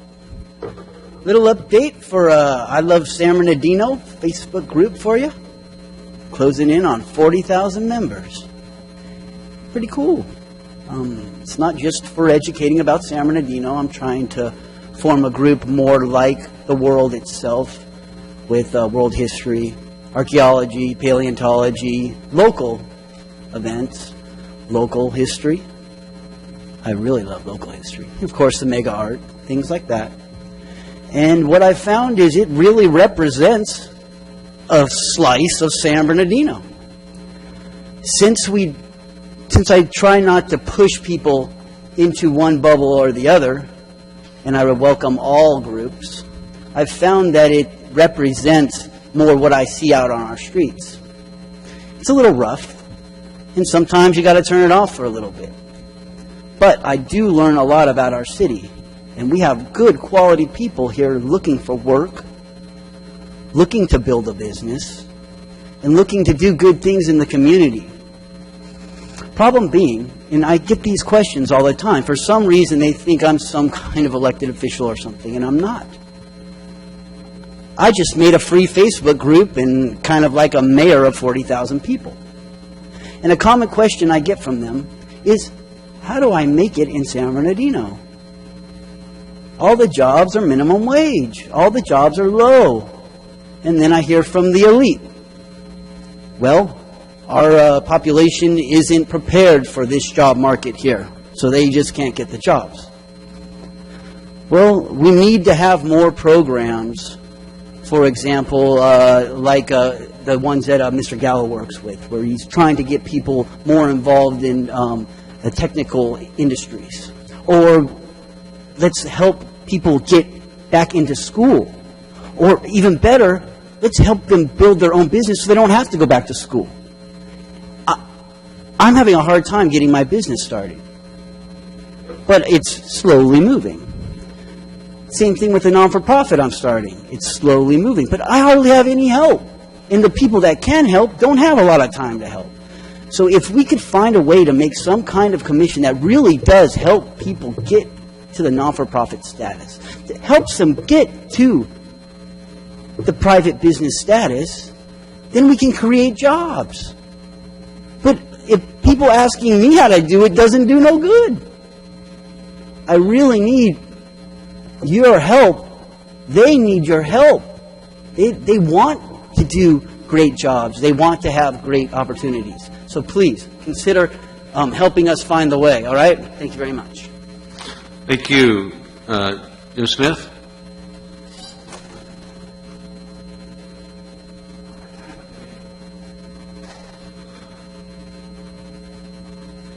Honorable Mayor, City Council people, and staff, it's been a long council meeting, almost like the old days, but I want to compliment you on your votes tonight.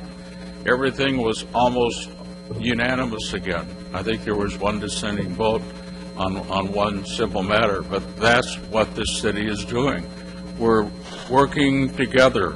We had some very healthy discussion about the city manager's job, and I want to commend you because it was not only the council people that spoke, but also some of the staff members, knowing that he was the right person. I'm glad it was clarified that he is not seeking to move away from the city of San Bernardino. We'll see what happens. Again, I want to thank you for extending his contract until the 6th. What I'm here specifically for, I'm representing, I am the president of the Historical Preservation Commission here in the city of San Bernardino, a proud representative of Councilman Charette, been there for a long time.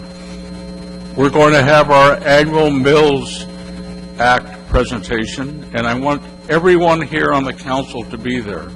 It's going to be on a Saturday morning, March the 11th, and it's going to be at the Historical Society building at 8th and D Street.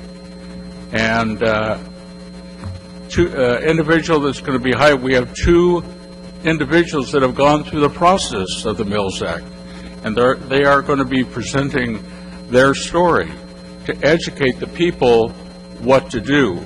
The deadline for that is the end of June, so you need to pick up your applications. You can do that at the workshop and run them through the process, because we want more people to take advantage of lowering their property taxes, and that's what you can do if your house qualifies. One of the speakers will be Susie Earp.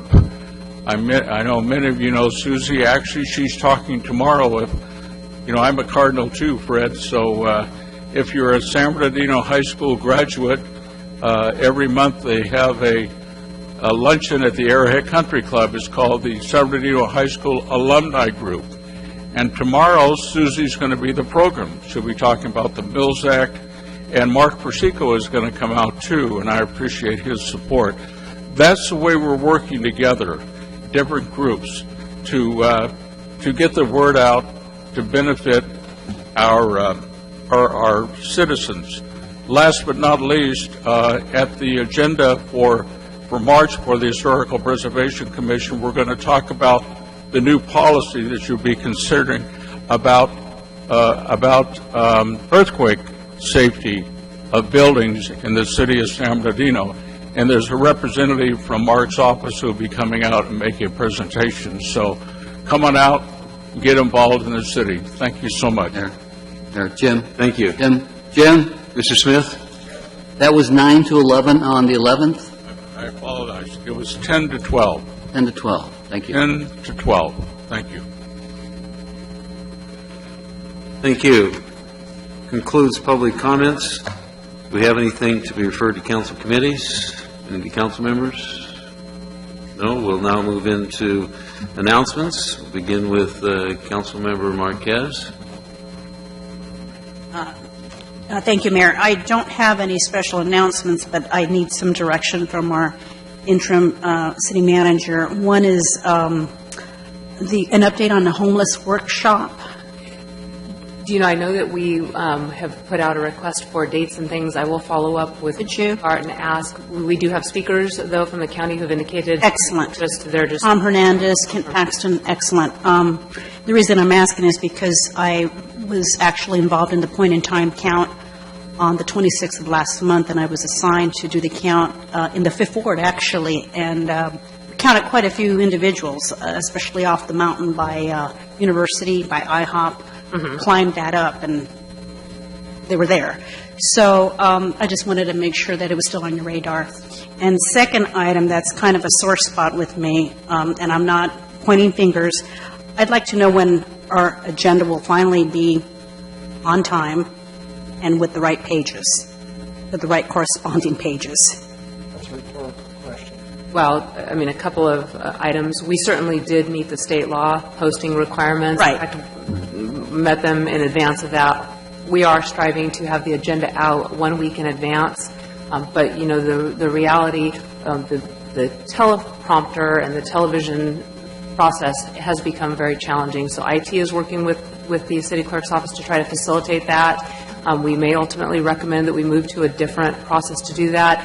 So really, it's the difficult task now is really that function of making sure that the video matches with the agenda items so that the members of the community can go back and look at particular segments. Right. So again, with respect to the city clerk's office, they've done a very nice job of dramatically changing the process that we're using to make sure that the substance of the agenda Format. is better, the format, and frankly, the substance is dramatically improved.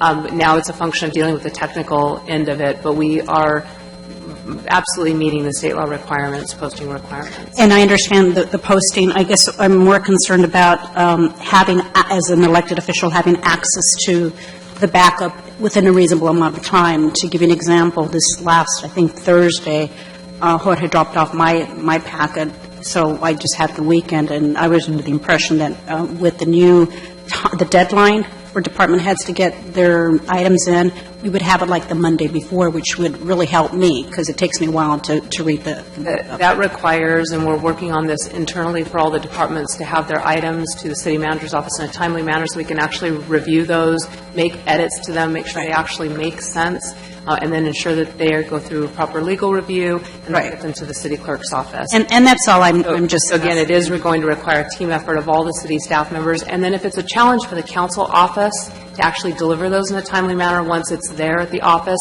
then maybe there's something that you and I can talk about offline so that Sure. we actually are getting it to your house earlier. Right, and that's a big concern, because I know that my staff, the council staff, work as late as 10 o'clock on Thursdays waiting for the packet. Yeah, I've only seen one time since I've been here that would have been the case, so I'm not really sure, and again, I can deal with it separately. Bottom line is you're aware of it, it is on your radar, and... But there's only been one time since I've been here, since October, that they would have had to stay till 10 o'clock on a Thursday night to deliver packets. Well, apparently there are a lot of revisions. Yeah, and that one time, since I've been here, since October, that there would have been a need to stay here until 10 o'clock at night on a Thursday to deliver a council packet. Okay, I'm just... Ms. Marquez? Yes. Certainly, if you are having issues getting your agenda packet on Fridays, the city clerk's office is happy to deliver that to you, and we have been all along, because I realize that your staff takes Fridays off. My staff does come in as needed, so we'd be happy to do that if that's an issue.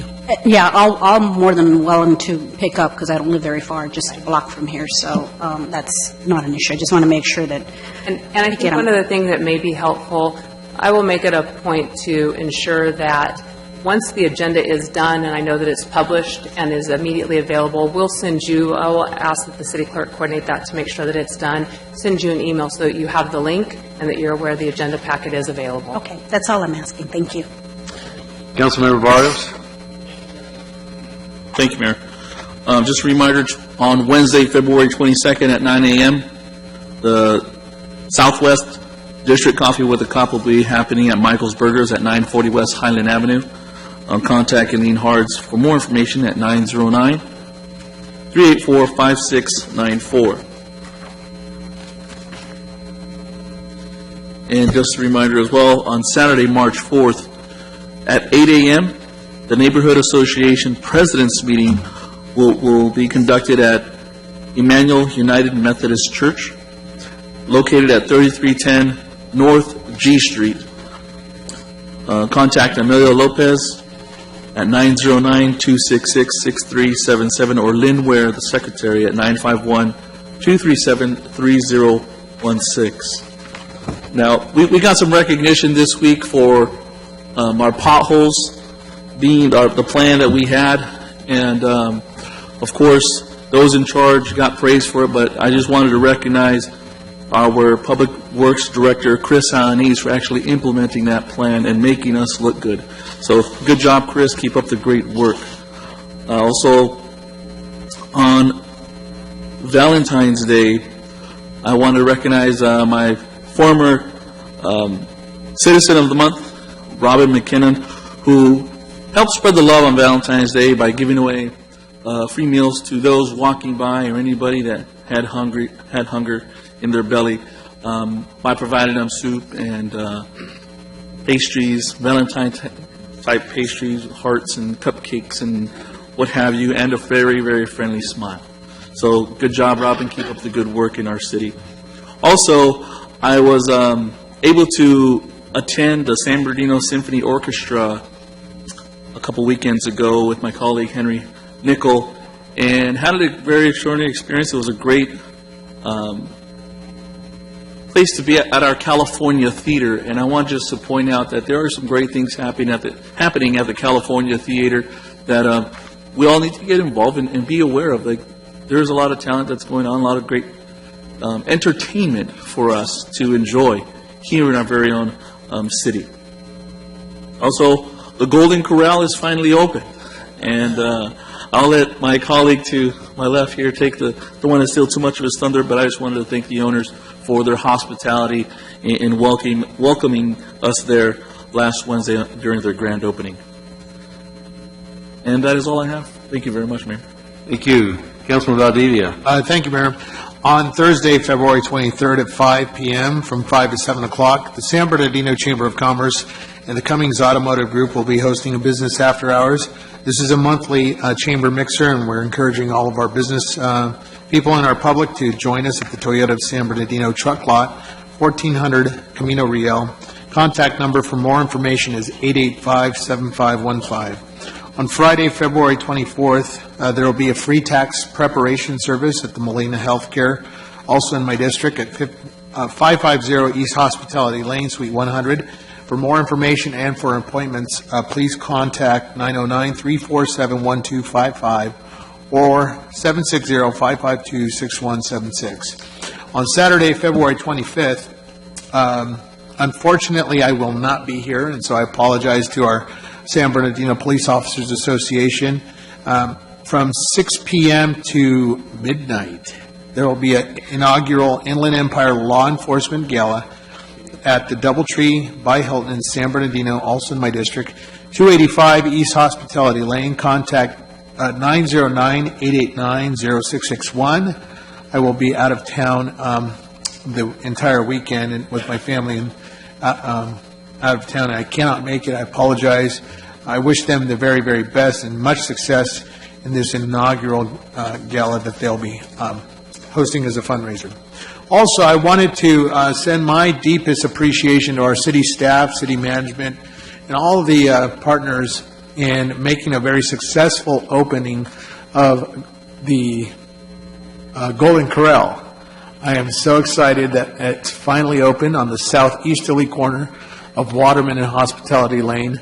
It is a job creator, revenue creator, and we're certainly glad that David Ziang and his Golden Core real estate property investment there on the southeast corner is open for business. I want to encourage you, if you are looking for that new opportunity on Hospitality Lane, we're so excited to have and welcome Golden Corral. It's finally here, and I had just a little bit, not too much, and it was just a fabulous showing of support. The mayor was there, myself. I was a few minutes late because I had a committee meeting here at City Hall, but I think Fred and Jim and Henry was here. Everyone was here. Virginia was here. And so that is just an awesome show of support from our council. We wish you much, much success in the days ahead, and we're looking forward to certainly developing the entire southeasterly corner of Waterman and Hospitality Lane. I have had discussions with several brokers and developers on a renaissance and a rebranding opportunity for Hospitality Lane to include the development at the southeasterly corner. There's a lot of vacant land there and opportunity. It's such a prime corner, and we need to get more businesses along our Hospitality Lane corridor. And to that end, I commit myself and my efforts to certainly advocate for more businesses along Hospitality Lane. Thank you, Mayor. Thank you. And what did you try? I tried the mac and cheese. It's good. A little bit of meatloaf. and a portion, but my daughter stole my chicken, so. And then I had a fork stab at the smoked chicken. And so that was really awesome. One final thing, Mayor. Happy birthday to my 2-year-old, Abigail Grace Valdivia. 2 years old. She just turned it on February 15th. Thank you. Councilman Charette. Thank you, Mayor. I have just one announcement, and that is this Saturday, February 25th, 8 a.m. to 11 a.m., Fight Blight Cleanup Day at Wildwood Park, baseball field parking lot off of 40th Street. Contact internally. That's not going to help the public. Contact my office. Contact 384-5188, or 5188, yeah. For that. I want to comment, I haven't been there during the rain, but the Wildwood Neighborhood Group has done such a great job up at that park. I'm not sure this Fight Blight date is really necessary, but we'll be up there and take a look at it anyway on this Saturday morning and take a look and see what we can do. But I say that because I want to, again, as I have in the past, give the Wildwood Group their due for really taking that park back and doing a great job up there. Tony Marzullo and his whole team, they're doing a great job at Wildwood Park. So anyone that's available to come up there and help clean up for a couple of hours on Saturday morning, and that's at Wildwood Park, corner of 40th and Waterman. Thank you, Mayor. Thank you. Councilman Nichol. I have no formal announcements, but I do want to thank the students from Cal State for being here this evening and sticking it out for a long council meeting. And I just want to commend you for your commitment to our city. There are plenty of opportunities to help our city, and I would invite my colleagues here to reach out to you. You're a great resource for our community, and we thank you for being here. And please keep up the good work. Thank you. Councilman Charette. I just found out who you can contact on the Fight for Blight, and that is Monica Lagos at 909-384-5115, or you certainly can contact the council office. Thank you. Thanks, Monica, for sending me that text. Councilmember Richard. Yes, thank you, Mayor. On Thursday, March the 2nd, Arroyo Valley High School will be having their Community Circle Day. It's going to be in the student cafeteria. For more information, contact Mary Scholl at 909-381-4295. And on March the 11th, the Socialites of San Bernardino will be having their 50th annual Battalion Scholarship Program. For more information, go to www.sociallightsinc.net. And I want to wish my granddaughter a happy 4th birthday today. I missed my FaceTime with her. I got several FaceTimes right here. It's like, So I just want to wish her a happy 4th birthday. Mila, and she is in Arlington, Virginia. Thank you, Mayor. Councilman Mulvihill. Thanks, Your Honor. Did Mr. Porter leave? I don't see him here anymore. But as I listen to his public comments, the point is he should put that information on his website. Ms. Richard is, in fact, involved with, work development and so forth. And so is, Mr. Nichols as well. And also, too, I'm just, you think we talked about this, about the students here from the social work program, of putting that on the city's website. It seems to me, as again, Mr. Porter was talking, that in fact he should put, if so many people are looking at his website and asking him that question, he should provide the information. Obviously, Ms. Richard, I think about Mike Gallo and his organization, the technology, the workshop that he operates, and of course, obviously, Dale Marston and the IT program that he's got at Indian Springs, among others. But also, too, obviously, the practical training programs, with the County Continuing Education Center, as well as the San Bernardino Valley College. I mean, all those are available, as well as obviously Crafton Hills, if I'm thinking about San Bernardino per se. But, if Mr. Porter, if you're listening, or if people who know Mr. Porter, Bill, in the photography business, just mention to him, he gave a particularly good presentation. Elaborate on that, give specifics, and put it on his website that he's promoted. Next, NENA, Northern Neighborhood Association. We had Mr. Hillman here earlier this evening. They're going to have their regular bi-monthly meeting, if it's not quarterly meeting, at 7 p.m. this Wednesday at the Arrowhead Country Club, 3433 Parkside. There's two speakers. I'm not quite sure who the second speaker is, but I am going to be talking about the city's bankruptcy, obviously giving a kind of a sketch of just where we are and how we got there. Also, too, I'm sure, as Mr. Hillman brought up, I'm going to be given questions dealing with the streetlights on Broadmoor, and I would just wanted to indicate in the beginning that we've run into a glitch on that.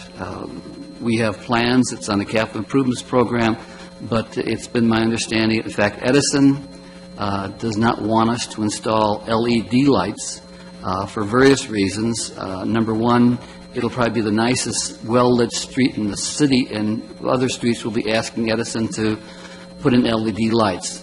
Also, too, LED draws a lot less power, and so Edison will not be selling us as much power. So I just want, if anybody here is listening on Broadmoor Avenue, I hope there's a lot of people listening. Those street lights are going to be out until we get Edison to provide us the opportunity to put in LED lights. It's ridiculous. No, but Mr. Scott has told me that in fact is the glitch that we've got at this point in time. It's on the CIP for this year, and you haven't had street lights for 2 years.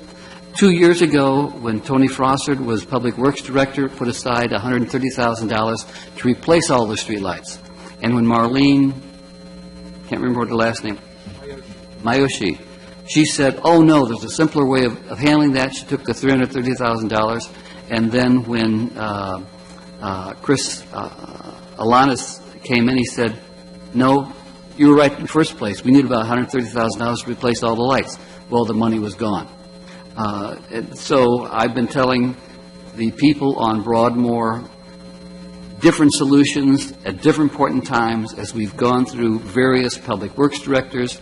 And again, I just want to forewarn the people on Broadmoor who are going to be showing up at that NENA meeting.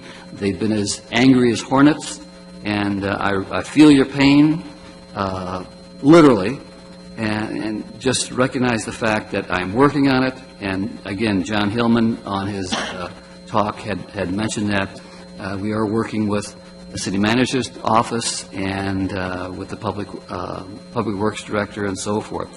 So, and lastly, I think Andrea had a follow-up comment.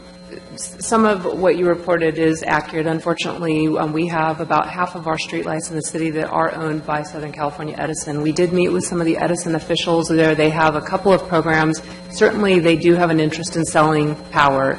They also have thoughts about LED and whether or not they would want to see those on their poles, but there are other options for cities. So if you will recall, when we discussed the capital improvement budget, we requested an allocation of, and I apologize, I don't have it in front of me, I want to say it was about $500,000. That's probably significantly more money than we need, but to do a true analysis of our system, first an inventory of what streetlights we have, who owns them, what type of systems they're currently operating under, and again, that's the beginning point for having that conversation with Edison about how do we deal with this from a comprehensive perspective as opposed to continuing to invest in technology that is very outdated. So I'm very hopeful that we should begin to be in a position to give good information to the council about what your options are depending on the streetlight segment that we're referring to. Yeah. One of that certainly does need to be, because there is kind of a funny situation that happens.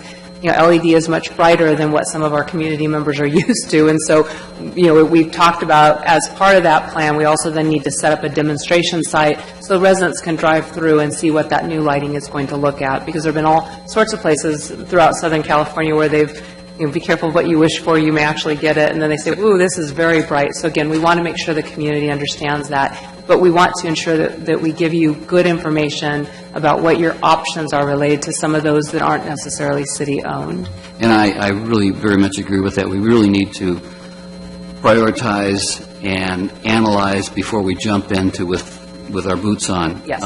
Yes. Unfortunately, I was told by one individual a few months back that, in fact, in early 17, we would be replacing those lights on Broadmoor, and I've sent out information to people, and that's just the latest misinformation that they've been receiving. Well, I will assure you that we're trying to work as quickly as possible on that particular project, much like we've done with the potholes and actually the road analysis, to try to get, we realize those are high community priorities, and to try to get those done sooner as opposed to later. So much of the street lighting project will probably be managed directly out of the city manager's office. No planning and, again, prioritizing is the proper management. And I just wanted to, go ahead.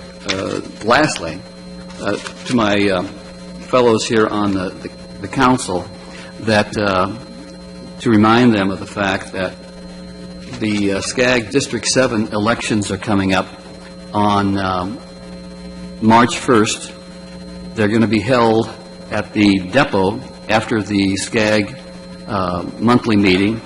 At 12 o'clock, there's going to be an election that takes place for District 7. There's only two cities in District 7, San Bernardino and Highland. And for the past few years, I believe 8 years, for 2 cycles, Highland has been there.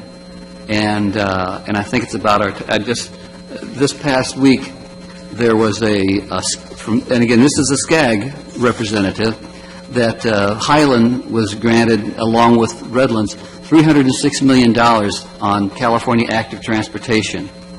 And that's a program from SCAG that, in fact, the Highland representative was available and was obviously in the right place at the right time, was able to push that forward.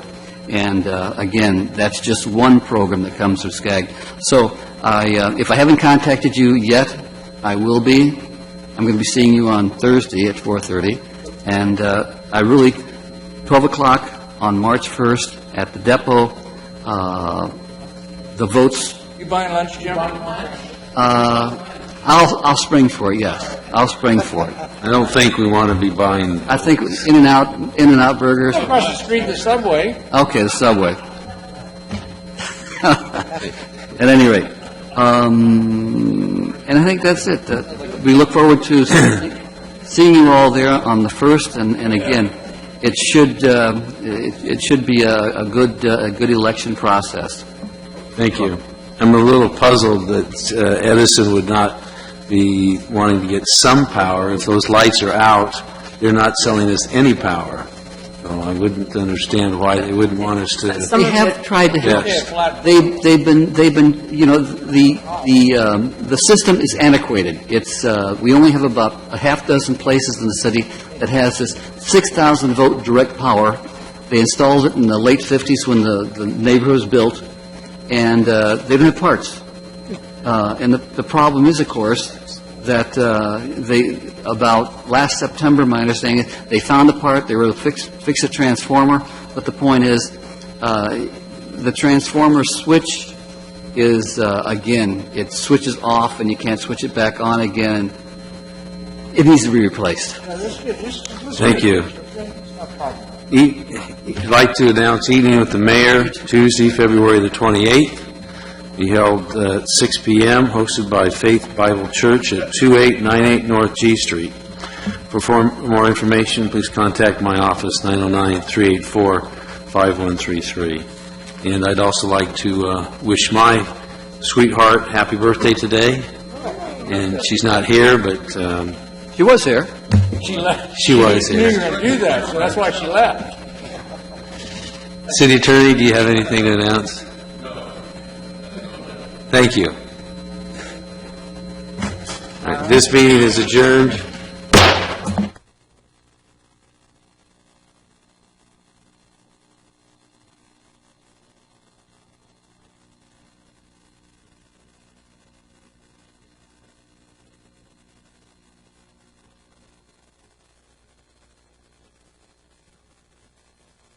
you can constantly work hard and it will never be enough. So you just have to continue working because there's someone out there working harder than you.